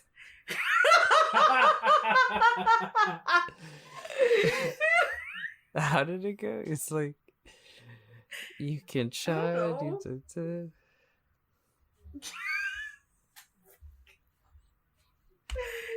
Yes, I did watch Life Size growing up. Did you see the sequel? Fuck no. Dude, it was Fuck no. shit. Like, the first one was kind of bad, but the second one, oh, jeez. Oh, jeez, Rick.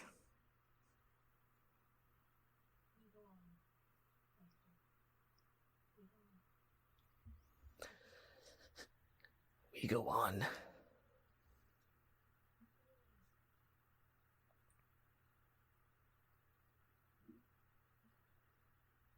See, this is all nice. Mm-hmm. It's a good ending. Oh, hell And then no. this chick. Why do they go in there? Like, That bathtub bitch always finds a way to survive. Yeah. She's slippery. Oh my god.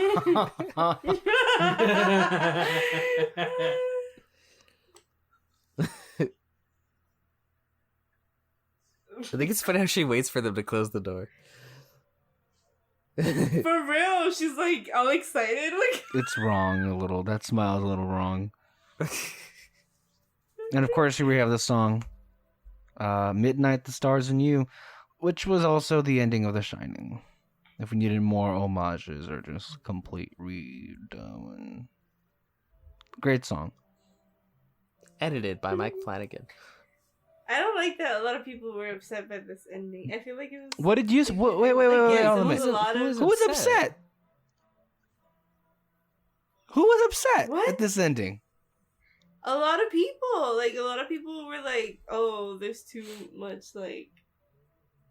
of Oh, you're The talking about the Shining third and act? blah, blah, blah. Yeah, I I agree. thought you Yeah. meant like the very ending. Yeah, I thought you meant like at the very, Yeah. very end. Oh, no. I thought you were gonna say that people. But I don't know. I feel like they used it in like in a effective way. I don't know. It's It didn't feel shoehorned in. Yeah, At least. but I don't. At least to me, it didn't feel that way. I will say for me the first 2/3 worked so well, and I really, really loved it. And then when you get to the third act, a lot of it does feel like The Shining, you know, just that kind of shit. Like, remember The Shining? I think a lot of it worked, but some of it didn't. I see- think they should have pulled back just a little bit. Yeah, I don't. I didn't feel that way at all. I see what you're saying, where it's like, well, in some of the moments where you said that, well, this is too much, I would have pulled back. Sure. I didn't feel in the moment, and any time I'm watching this movie, where like, man, maybe this is a bit much. Maybe they should have pulled back. It all works, honestly, for me. I think it's great. It's like the third act to me did not have any kind of deficiency. I think it kind of had a perfect ending for me. So I mean, but I get what you're saying, Peter, and why others would have an issue with that. It was just maybe too much of a love fest. I thought you were gonna say that people had an issue with the tone of the ending, like the very, very ending here, like Yeah, that's what Like I what- thought you were talking about. what we just saw. And I'm like, I thought you were gonna say that people were like, what? This had a happy, like, inspirational ending? This is not a horror movie. Fuck you, kind of thing. Like, I'm sure there were people who No. thought that.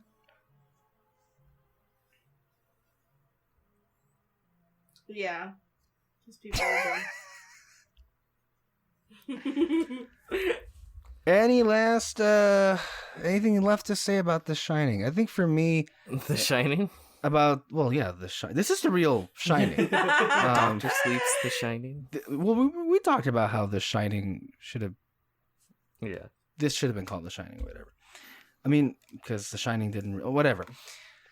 Point being, one of the reasons why I love the film and why I think it really just does a really good job of landing with the audience, at least for me anyway, is, there are a lot of, horrifying things that we just watch and that the characters experienced.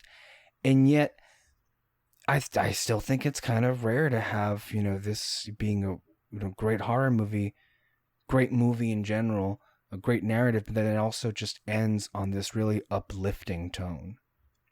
And this theme of we go on after, and I love that.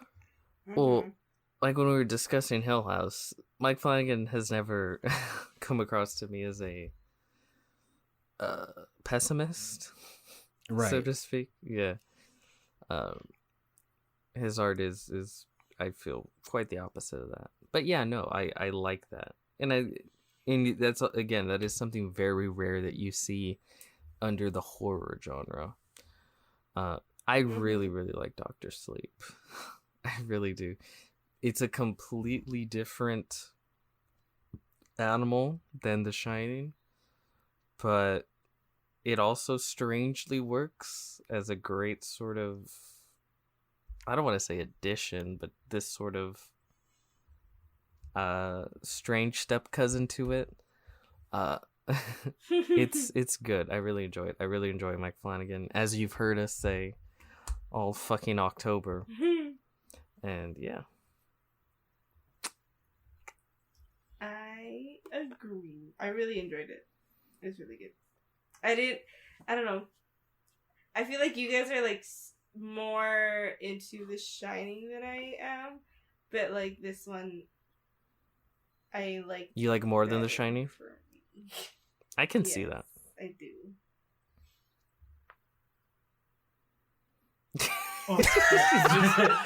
Sorry. Fucking David, you want to tell us your closing doing a thoughts? fucking lazy boy, just not a care in the world. No, I really like. No, but I'm the same as Ale Moreno. I definitely like Dr. Sleep way better. McGregor is really, really good in this, and Mike Flanagan, like seriously, he's an amazing director. Like, he knows how to like really make suspense and horror and all that, but also just like really create crazy visuals, especially like in the psychic whatever scenes. No, it's an interesting, I think, dynamic. I feel like The Shining is maybe more traditional horror. I find it scarier. Although there, in Dr. Sleep, there are some really grotesque sequences. I think what, to me, I think also to the Morenos, what may make Dr. Sleep more favorable is the addition of a central character that is very sympathetic and that you can connect with. Mm-hmm. Remember, characters can very much make all the difference in what you do prefer in storytelling. But with that being said, thank you all for listening. This concludes our, as Peter has said himself, the Ghost-Tober Boo-Tacular, as he himself. Can you believe Peter Martinez came up with that name? Something's definitely in the water over there. But anyway, I think it was a very good month in terms of programming. It's been really just a blast going over these wonderful horror pieces. We hope it brought a little bit, I think, of joy in our lives for October, where, of course, for some of the more Halloween fanatics on our panel, there won't be really a Halloween to celebrate this year in any kind of way, shape, or form. So The thank real you. horror is all around us. and imminent as we transition to November, as they say. But we're going to have a lot more content coming up for you on Red Spotlight. We're going to transition into the month of Guillermo del Toro, and a lot of great stuff coming your way every Sunday and sometimes on Thursdays. Thank you, Alexis, David, Peter, and we will see you next time. Bye-bye.